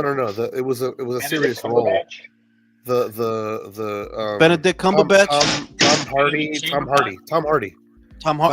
He's a good fucking He actor. played a bike like a biker, like in the 60s. Oh, the movie about the Chicago motorcycle gang. Yes, that shit was pretty good. It was pretty good, and I went to the movie theater to watch it, and you know, my wife and my kid went to another movie, and I went to that theater, and I was like, had a great time, dude. It was nobody in the theater. It was like 5 people. It was great. Was the popcorn good? By the way, Jules, can I ask you something? Popcorn was great. Did you rub one out? No, because it was a bunch of heavy guys. Damn. That was more about That was more about your family out. But Jules, can I ask you something about Captain America? Good. That his sidekick, the guy who replaced him as the new Falcon. What was your thoughts about that guy? That sucks. I don't have honestly, I don't overanalyze it, right? I don't overanalyze it. But I felt the formula, like, oh, here comes the zany sidekick with. Well, I mean, we didn't need another Falcon. We didn't. No, because if you want to do a successor, see, that's why you write with purpose. You have to write with purpose. Whereas I know why you here. You here for comic relief. You here for when the scene is a little bit tense. He's gonna say something stupid or something. Yeah, you know, but like the guy that took over as Captain America in the movies, he's just like a Starbucks actor to me. It's like just. I can't. Damn, bro, that's cold. Anthony Mackie is not that fucking bad. Jesus. Damn. Anthony deserves a little better. Yeah, come on, bro. Like he's made some good movies. He's a decent actor. Is he Denzel? No. He's all right, bro. He's credible. He's credible. He's a serious actor. It's like the people that listen to Cardi B and watch the movies. It's like Starbucks. It's like that's it. That's but dude, nah. I have a personal stake in Anthony Mackie's career because I watched him go from APOC to Captain America. What was his name in the fucking in 8 Mile? What's his name in that shit? Papa Doc. Papa Doc, right? I watched him in She Hate Me, I think it was, right? That movie's fucking good too. You know what I'm saying? He was fucking the bitches. No, with Don. It's also the independent films because I just got out of the Phoenician scheme. The Wes Anderson movie, and it has all the best actors in Hollywood. It's great. It has a great visual style, but even that, to me, none of these film nerds will admit Wes Anderson is also style over substance. And this movie, to me, was an example of that. I just think we're waiting on just a group of creative people to create a movie that's going to penetrate the American consciousness. And I don't think we've had that in a long time. Since really it's been a minute. I think really the Dark Knight movie. Can I just say this, Julio? About Wes Anderson, right? Once you see one Wes Anderson movie, you've seen them all. Bro, that's what it feels like. Wes Anderson has become like M. Night Shyamalan. I 100% disagree with that. If you're a fan of his style, So, you're gonna love it. Don, which Wes Anderson movie have you seen that you could legitimately say was better than the ones he's put out in the last decade? Royal Tenenbaum is my favorite. That was 25 years ago. I know. But Royal Tenenbaum is my favorite one. Before that, the Rushmore one, and then the Budapest Hotel. Also another one. Budapest Hotel. The first two you said are old. I know. I understand that. I understand. But you're talking about what are we doing? Like keeping a tally of it's getting better with time. Like you have hits and misses. No, but it's also he's not trying anything new. It's the same visual style and method of storytelling. The one he released a few years ago, he deviated from what he normally did, and I appreciated that. I forget the name of it. I know, but you have a style. You have a style of filmmaking. You have a style of writing, and And a lot of writers, what they do is they have a style of writing. Sometimes they venture into different aspects of writing, different genres, but it's still them. Unequivocally, it's still them. Like Quentin Tarantino is always going to be Quentin Tarantino. Like no matter what he does, it's going to be Quentin Tarantino. Like all his movies have the same kind of correlating theme. Like they have the same cadence. And his shit is getting old too. I don't think so, bro. I doubt. I really don't think so. I think they're marvelous. It's the same palette of What are his shots. 3 best movies? What are his 3 best films? Quentin Tarantino. Yes.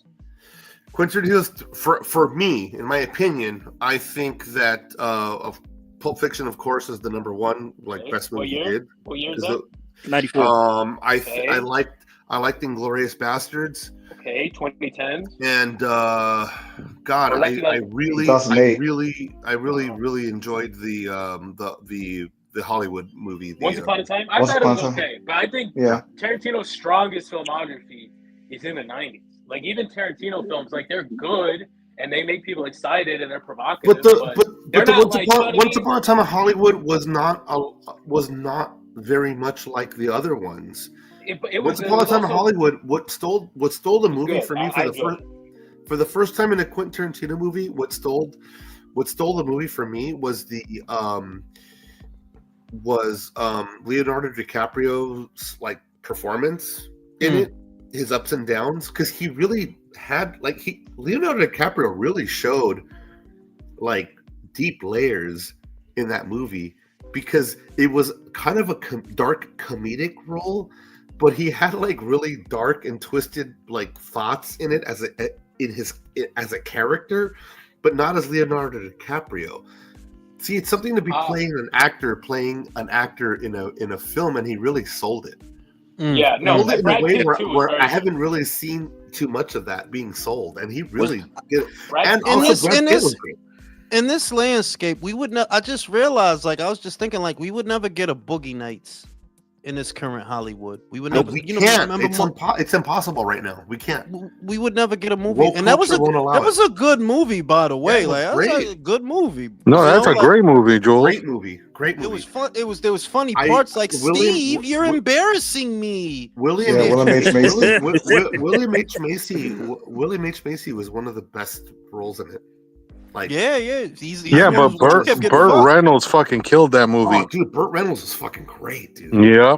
John C. Reilly was awesome, dude. That's where Jules got his New York donut line. Chess Rockwell. Chess Rockwell. That is.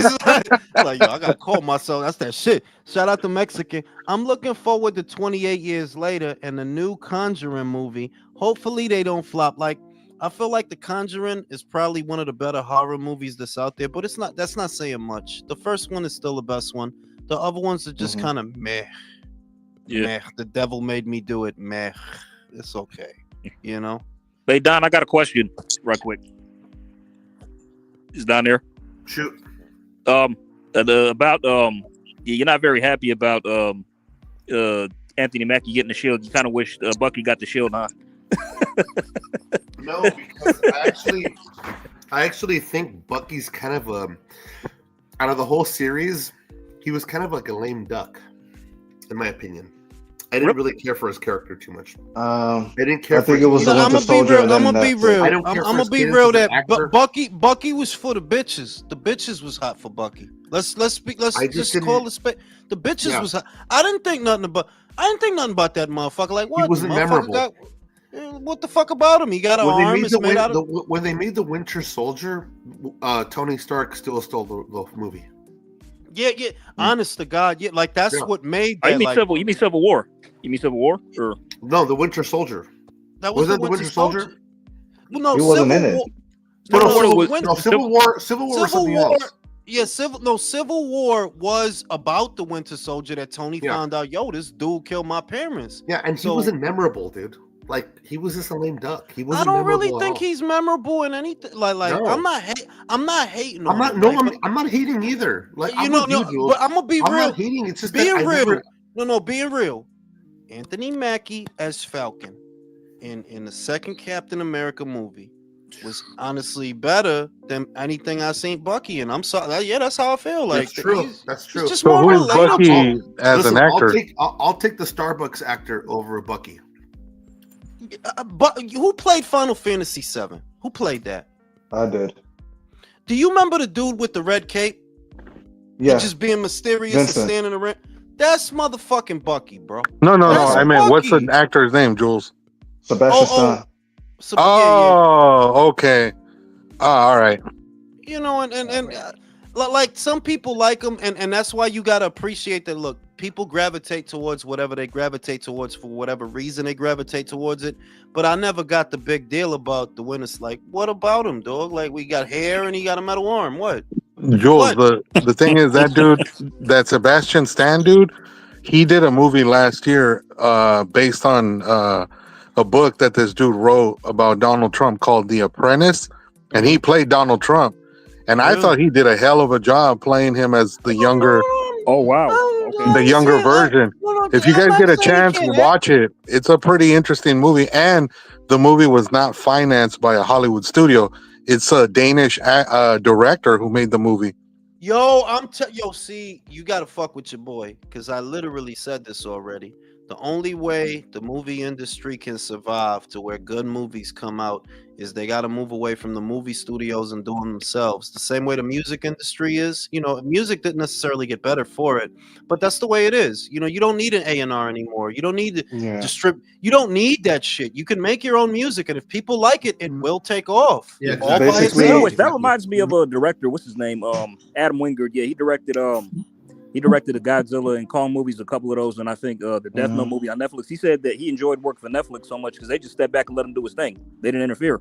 And that's what the more people start doing that you gotta understand, bro. You really, I know it's a cliche, but you can't rush the creative process. You can't. You're gonna end up. It's like rushing food that you're cooking. You can't do that, bro. You can't turn the heat up all the way. You gotta take your time with it. You go let it simmer, let it cook. You know what I'm saying? It's the same with ideas. Like we can't just have all these cookie cutter movies coming out here. And everything is superhero movies now. And I love superheroes, but it's like, yo, y'all gotta calm It's down. saturated, But that's bro. why they fucked up with the That's why they fucked up with the DCEU. They rushed Justice League too fast. They didn't get that time. They didn't give it time to marinate. Can we get some crime movies? Can we get some serial killer? Can we get a new Seven? You know, a movie. You know, I love Seven, bro.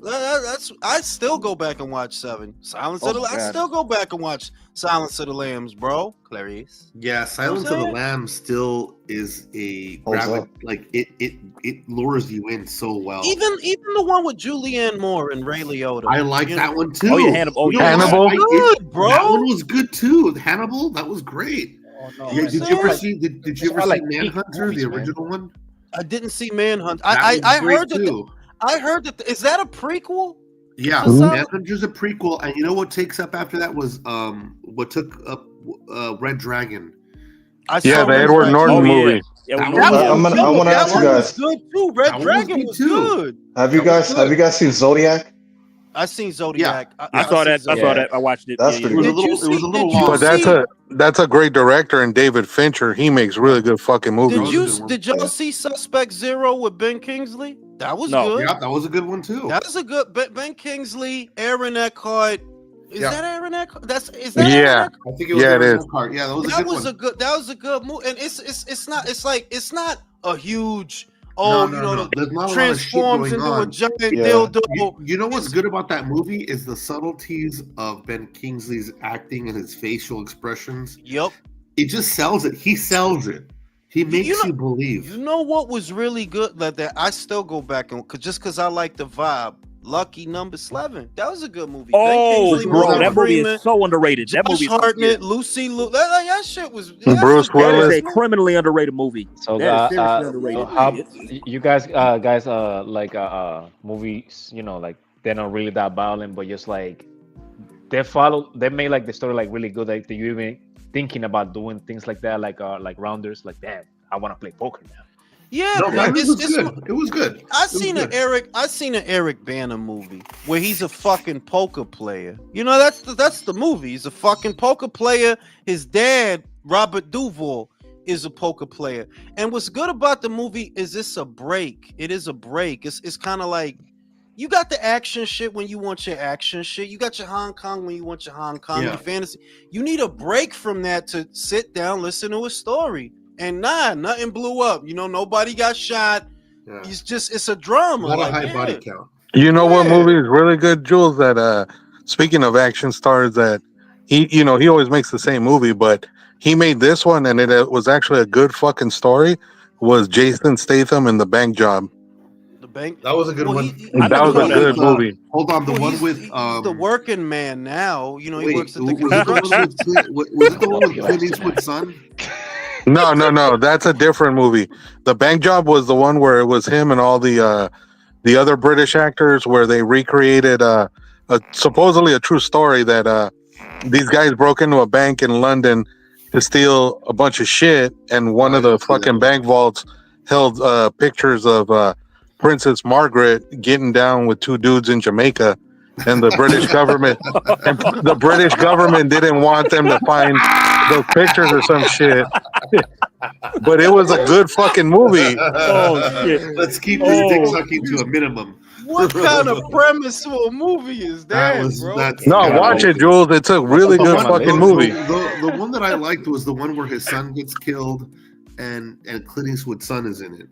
And yeah, that one's called Wrath of Man. Wrath of Man. Yeah. That was interesting. He's like a armed guard, a Brinks armed guard.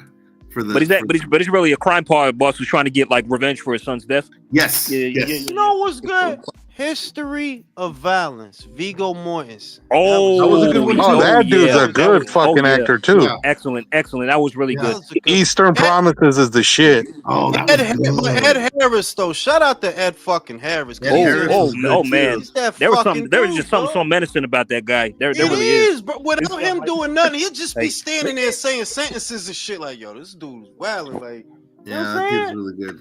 I mean, like, the history of violence was a trip because it had me wondering, like, during the history of violence, was like, is this dude really like who they say he is? But then, like, when he just started laughing and went, I should have killed you back in Philly. I'm like, oh, when did Interstellar come out? Because that's one of the best movies I've seen. 2014. Yeah. How long? So we talking like what? 10 11 years ago. 11 years. Yeah. That's one of the best movies I've seen in the last 20 years. That movie made me cry, man. I'm gonna be real. Yeah, when his daughter got older, my heart. Lord. And she outlived him. That was like, so touchy.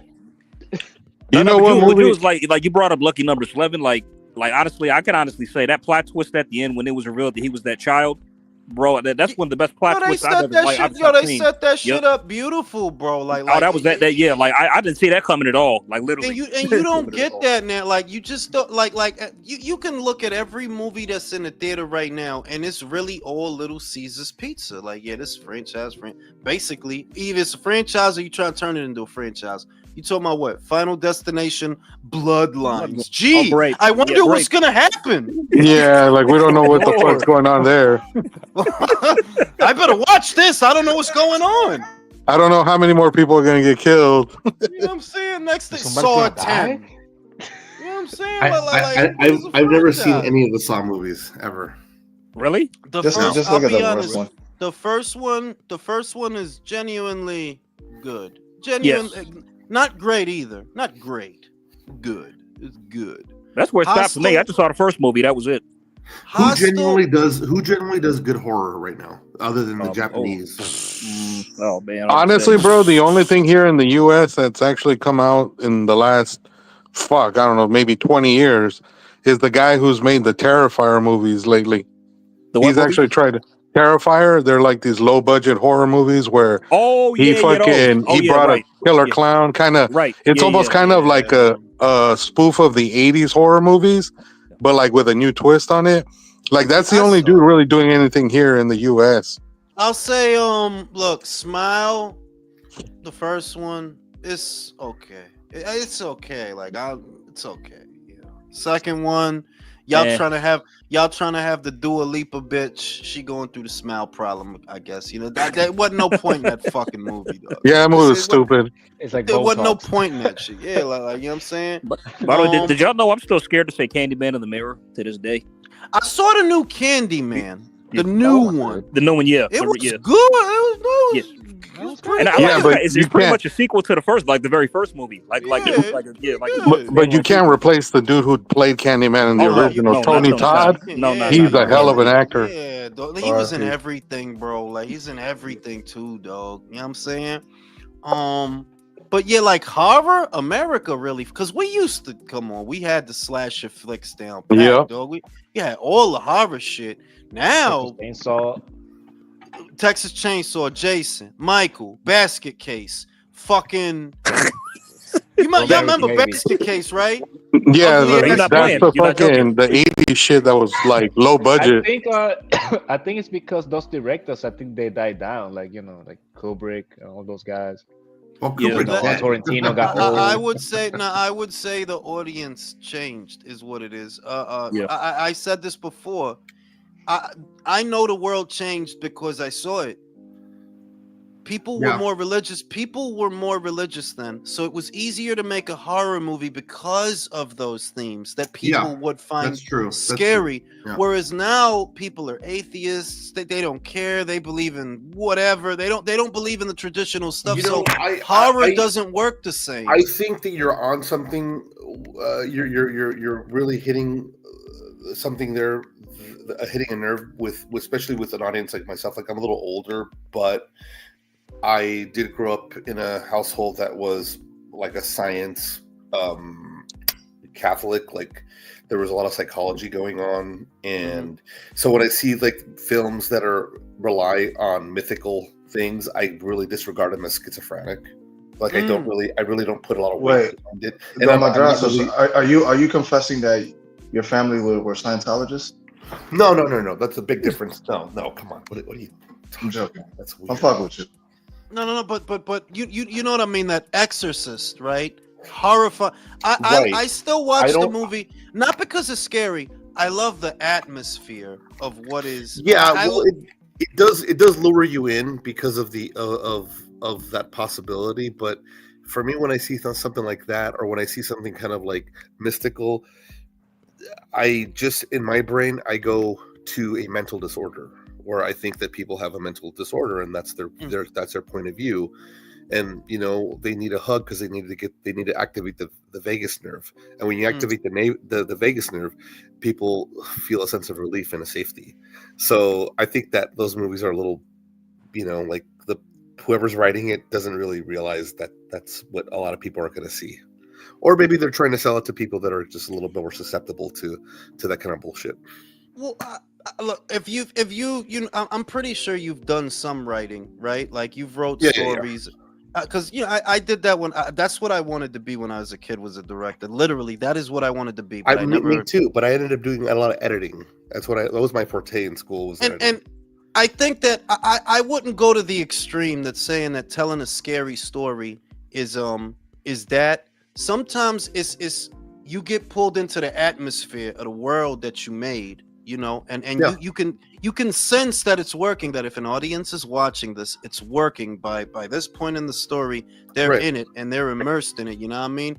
It's not because I wouldn't say that they were making those movies necessarily because they're out of their mind. It's just that people were more religious back then, so those themes genuinely, exactly, because they knew the audience. They think that shit. I think a lot of religion is predicated on the fact that your audience is suspending their belief on critical science and how humans really work. Like they're selling the facade of a utopian sort of frame of thinking, but they're not delving into what causes it's the same to have these escape. fantasies. It's the same escape as a superhero movie. Exactly, because that's the same escape. That's a sensory of narcissism too, and of invincibility.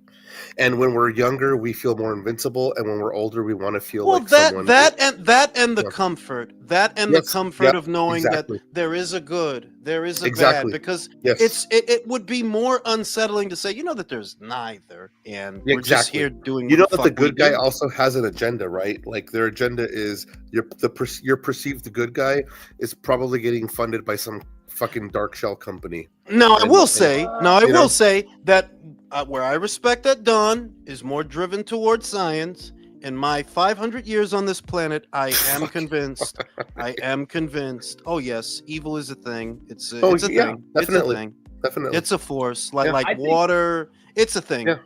And good is also a thing. I am L. Ron Hubbard. Definitely. Good. I am Morona. But then we have to go. We have to like. We could dissect like what is good. Like giving good for the narcissistic person to say like, hey, I'm a giver. Look at me, everyone. Or is it good? Look. If we really sat down, and tried to define the defining characteristics of good, which we don't have time. We don't have time to do that. No, it'll take a long time. But you could sit there and do it. And once you can sit there and quantify it, it's definable. That means, okay, then the opposite of this is bad. The opposite of this. Yeah. If this builds and this destroys, okay, then this is the bad. You could be good for the sake of notoriety, which is horrible, which is disgusting. We could be good for the sake of feeding your ego. You could be good for the sake of being a narcissist, and be good. You're going really deep with it because I know where you're going with it. Are these people but when then they you could do be these good things? for the sake Are they of, really good? If you're nice to the girl, you hold the door. You were only really trying to look at her ass. Exactly. So are you only want to polite? get her pants. Exactly. There's an ulterior motive. But then you could be good for the sake of like really caring for other people and having a lot of empathy, or sparing people the trauma people of pain. Yeah, that you may have. Like, I don't want you to feel what I have felt in the past, so I'm going to help you, and I'm going to do whatever I can to ease your pain and suffering. That's why I keep trying to tell Virtuoso to get out that project staircase. Get some good Wi-Fi. What's worse? What's worse? Not opening the door, not opening the door for the broad, or opening the door for the broad so you can look at her ass. Listen, I think there's a clear good there. There's a clear. I look at the broad and I analyze what she looks like, and I won't open it for her on purpose because I want to get in her pants. You don't open it for her, and you let her get it her goddamn self. Yes, because you respect that bitch. You're strong enough. You open the fucking door. No, I don't. Jules believes in equality. Some broads could be so catty. I mean, some fellas could be so. Some fellas could be so catty. I'm sorry. Some women could be so catty because, like, I remember like years ago, me and my coworker, who's a female, we went to get some lunch, and I kindly opened the door for her, and she's like, "You don't have to open the door for me." I'm like, okay, excuse the fuck out of me. Like, shit, what the hell? Like, no, I would have told her, yes, I do. No, you know what I'd have told her? I didn't open it for you. It's a force of habit. I'm a polite person. That's usually everything. And that's really why. That's why I did it, because I was raised that manner to be respect. Yeah, like, I mean, she's still, it's like she's bigger than me. I'm making backup beeper noises while she walks through the door. You know what I'm saying? But it's funny if that was to happen now when somebody said that. Okay, I close it. Open it yourself. But shit, that's why horror genre. That's why, like, you notice that horror genre, they tend to lean more in a direction where it's mildly plausible. Like, oh, there's virus and everybody. You know what I'm saying? It's not as religious as it used to be. It's not as spiritual as it used to be. That the religious themes have severely died down in recent years, in recent decades, I should say, of horror genre. Whereas now it's more serial killer. It's more zombie stuff virus. that's plausible and believable. But I think scientism is also harmful and also stifles creative expression. Because who's to assume just because like there's a scientific truth, right? Or like let's just say that we finally developed the power of space travel. Who's to say people will develop empires and destroy each other? It's just a very cynical. Well, it's not. I mean, like the main hang up that I've always had with the I guess with that secular approach is that that's only a piece of the puzzle. Do you realize how small we are in space? Do you understand? We're dust. Like super hardcore atheists, like to me, it's cliche, but they literally are also religious dogmas. The way they reduce everything to science, and everything has to be, I just figured that science is part of. You can't dismiss it. Like, you're not an insane person, right? But it's just that it's very narcissistic. It's very narcissistic in and of itself for you to sit on this blue speck in the vast cool of space and think you figured it all out. Really? from There's also here. there are plenty of things that aren't explained scientifically, like the love, fucking creativity, moral reasoning. You can't explain that type of shit. They referred to Science? science as a system of organized ignorance before. I think this is Plenty true. of shit you can't explain with science. Yeah, like obviously, I'm not a anti-science or anything. Me But neither. I believe that those things, and I know Don is gonna chew my fucking head off. No. But I honestly believe that those two things coexist. Yeah. It's Okay, not so- one or the other. I'm They a history guy. So a coexist. good example of a movie that intertwined science and creativity, you brought it up earlier, was Interstellar. Yes. Now, that's one of my favorite directors right there. So Christopher Nolan consulted a lot of astrophysicists, and he asked them, like, how can we make this the most believable science fiction movie with making it very exciting? And they were telling him, like, the way he wanted to do it was like ass backwards and didn't make any sense. So when you watch the movie, there are a lot of parts of it that like are really rooted in theoretical science and applied science, look, right? My favorite part of the one, because I'm just a fucking dork, right? When they saw that the wormhole was not actually a hole, it was a sphere, and when he explained it, right, what is a sphere? What is a sphere? What is a circle in a time where time doesn't matter, like time is different. No, So no, that's why no.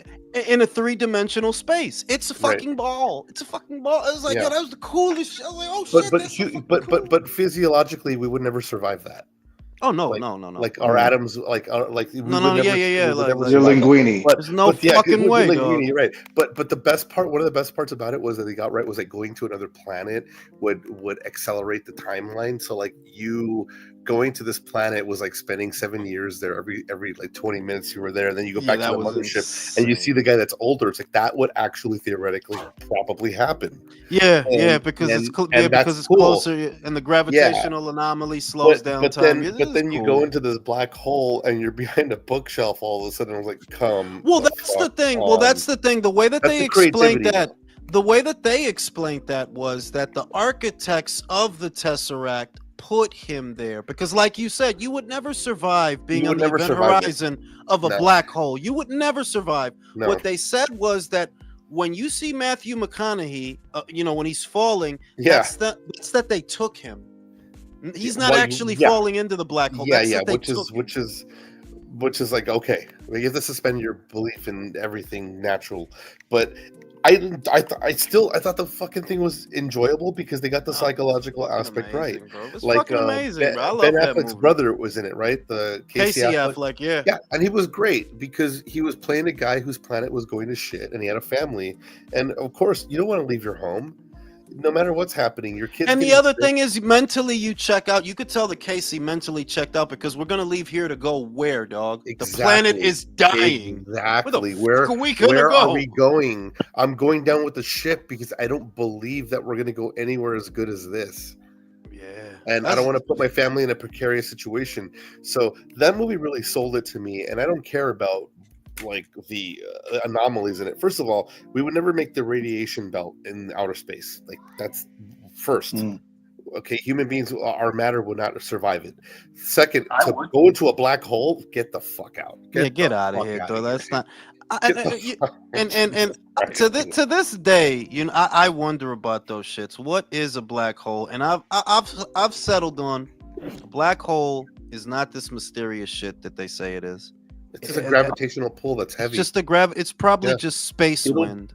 Basically disintegrate your body because it's so hard. The gravitational pull is because so hard. there's so much debate over what's at the center of it. What is it? Is it a wormhole? Supposedly it's a vacuum. Don't worry about it. Don't be okay. Dude, I've been you know what a black hole is? It's Crawford's mistress. Wow, you went there. Yo, I was gonna say it was the ultimate vacuum cleaner, but like you went there, man. I was in a black hole. It's literally nothing, dude. Don't worry about it. It's all made up shit. I've been. You know what? You're never gonna see movies like the original Exorcist anymore either. They don't do shit. No, they don't. That's a shame, dude. Because that shit was awesome. Yeah, but it's what I said, Don. That like since the people are so different, you could never really pull it off now the way you could before because they're not as religious as they used it's to true. be. There's It's less. just not There gonna are work. less religious people out there than ever, and there's nuances of religion. Like, did you see the Jordan Peterson versus the 20 atheists? That was a disaster because they labeled it one Christian, and Jordan Peterson's not a Christian. He's a nuanced, religious. A theocrat. He's not even. You know what? He's out of his wheelhouse. He's talking a bunch of nonsense. He's a great because he psychologist. thinks he can logic because he's a lot more narcissistic than he lets on because he thinks he can logic every fucking thing to death. And he's a great psychologist. He can help people out, but that's his wheelhouse. This whole theology thing with religion and the nuances of religion, you can't argue that because it's made up. You can't logic something that's made up. Well, I would say this because we got contrasting beliefs about things. I don't personally, just being logical, I don't think it's made up. It's just a big part of why I believe. I don't think it's made up. Don't want to have a huge but in a nutshell, okay, you can't logic this thing because at its base, it's not logic. It's faith. It's not logic. So you can't logic the shit. And Jordan, you're not the guy for this because you're trying to logic this thing when it's not about your logic. It's it's not. It's his and it's his set of principles. Not a. It's not a like a mainstream set of rules that you're going by. You're going by your own definition. That's why you have to ask everyone what their definition is. And I got to defend him on one thing. I got to defend Jordan Peterson on one thing. When he goes, well, that depends on your definition of this. And that depends on your definition of that. You know why we have to be clear about that? Because a lot of people nowadays in 2025 have their own definition of what words mean. Like, to one person in the 20s, racism could be mean one thing, but to one person in 2025, racism could be like, he didn't hire me. Why? Because I was wearing a purple sweater. You know, I think it's important to religion. Julio. Julio. I was gonna say, I think, I'm not an atheist, but I'm not I think it's less relevant to me personally if the snake actually talked. I think we should look at religion, all religions, as humanity's attempt at early moral reasoning. That's all it is to me. But it's true in that regard. A lot of the stories and the lessons we get out of that, the Torah, the Quran, and even other religious texts are true. They are there is you can see the attempt at these early groups of people trying to understand morality. The most I'll say is this. These are the facts of the matter. If we're going to logic this thing, none of us were there to say if it's true or not. That's a fact. That's not my opinion. That's a fact. None of us were there, however many years ago, to say whether this is all bullshit that people made up because they were trying to figure stuff out. That's why I often consider it vanity. It's pure vanity and narcissism to suggest I'm in the middle of a sentence. You can wait. It's vanity and narcissism to suggest that you have all the answers. Oh, do you? Where'd you get them from? Because I know you weren't there. Now, I have a lot of respect for the people that believe in their science stuff, but like I said, people are treating this as if these two things are mutually exclusive when they're not. They coalesce. They go together, both of them.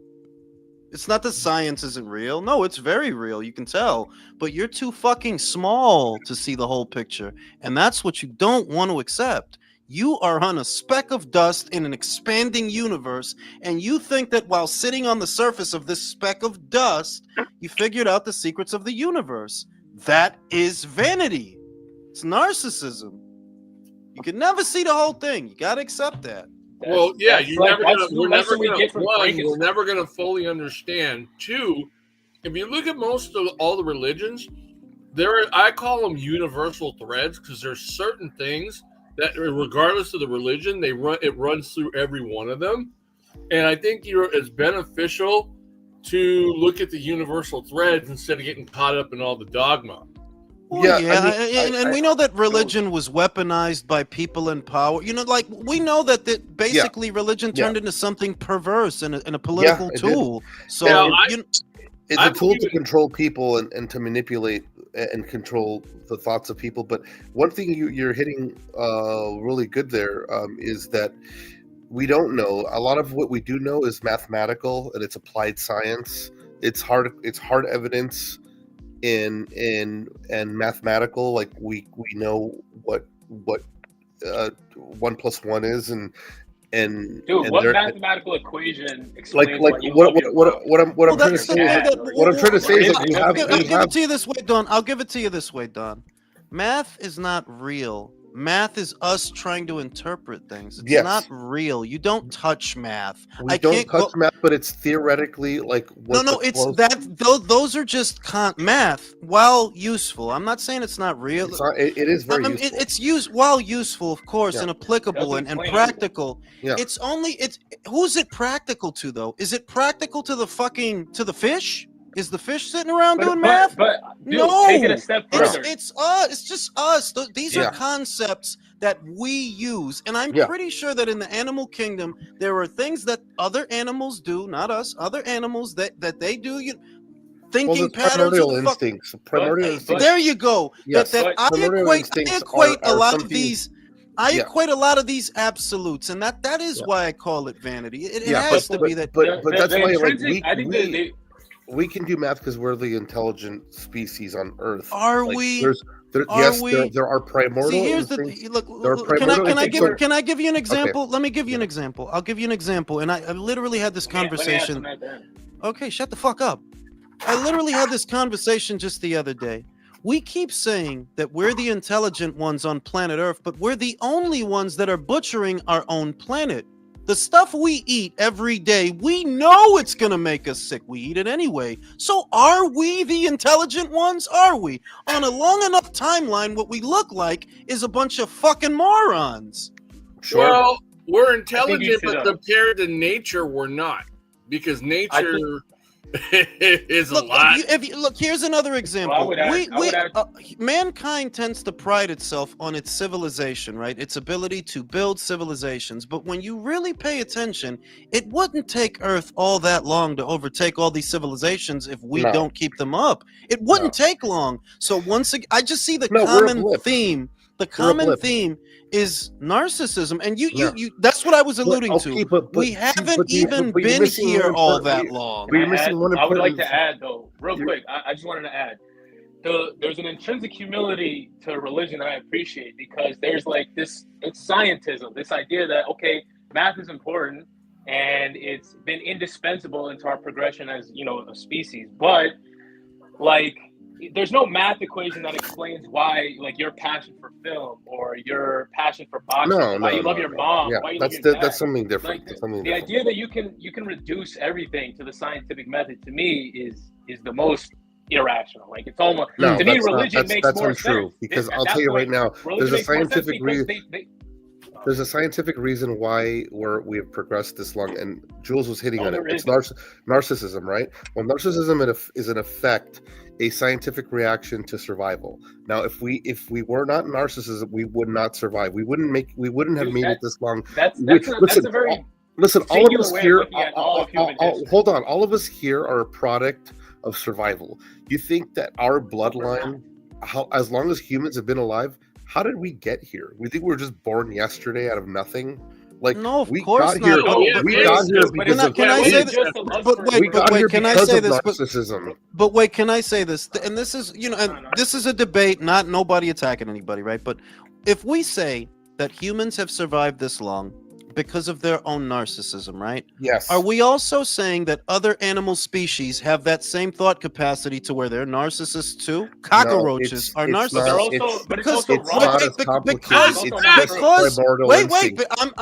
It's not a joke. I'm saying that because they're here with us, and that's why I keep coming back to it's narcissism. Because if I use this thought process to say, well, that is how we survived in my bloodline and the bloodlines of other people, that is how we survived through this narcissism.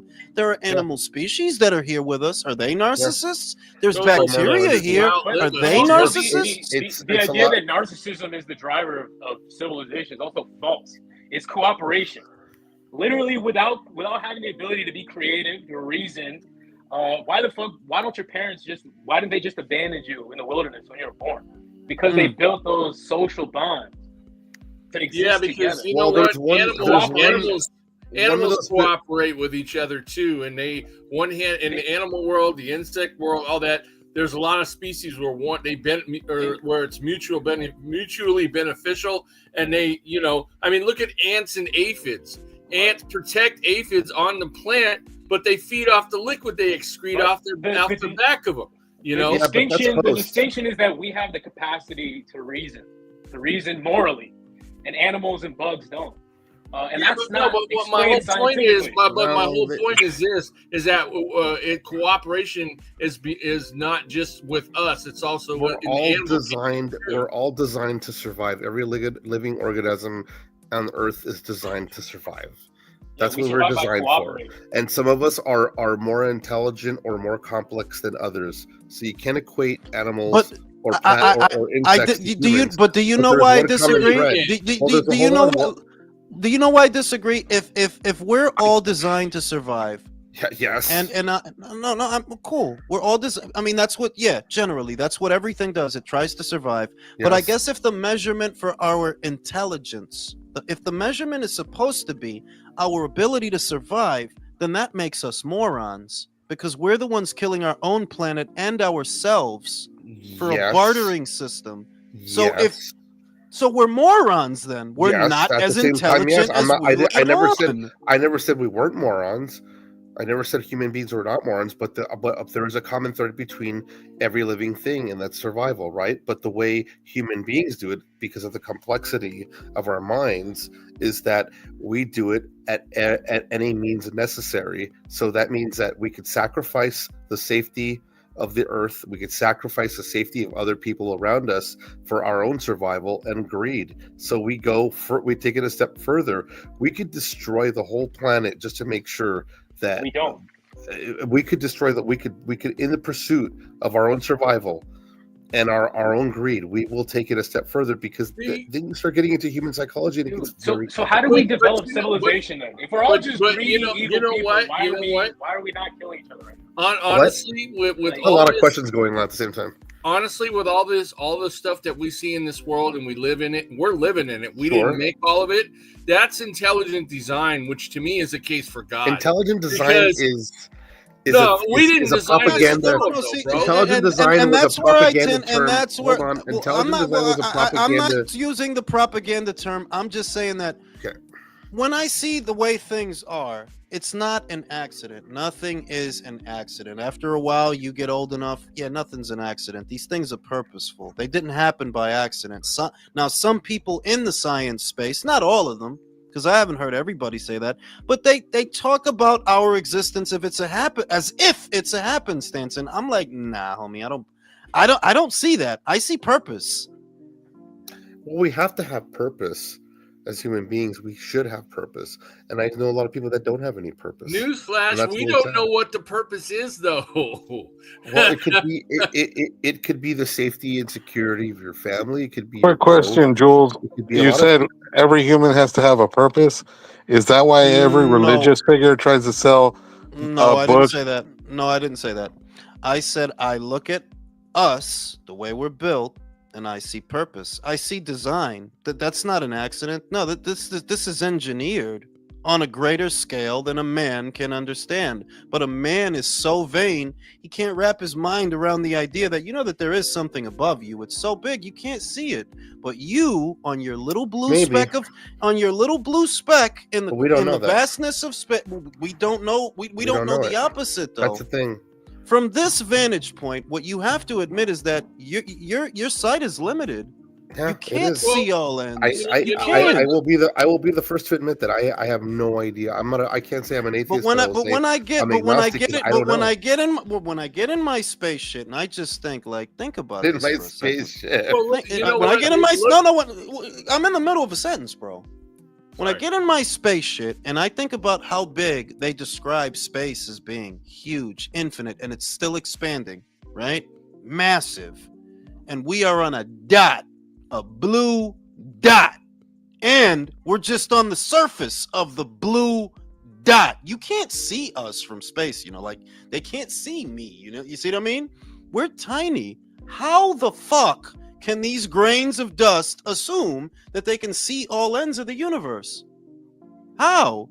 It's not possible, but they tell themselves that. Why? Because they're vain. It's the only explanation. Well, it's like the song by George Harrison and the Beatles. It's called Within You and Without You. And part of the lyrics, he says, try to realize that you're only really small and that life flows on within you and without you. And it's that is so true. Are you asking me out, country? No, you wish I would, though. Country. Hey, country. What? Country. You want to go see some fights this month? Hell I'm asking you out, baby. All right, bitch, let's go.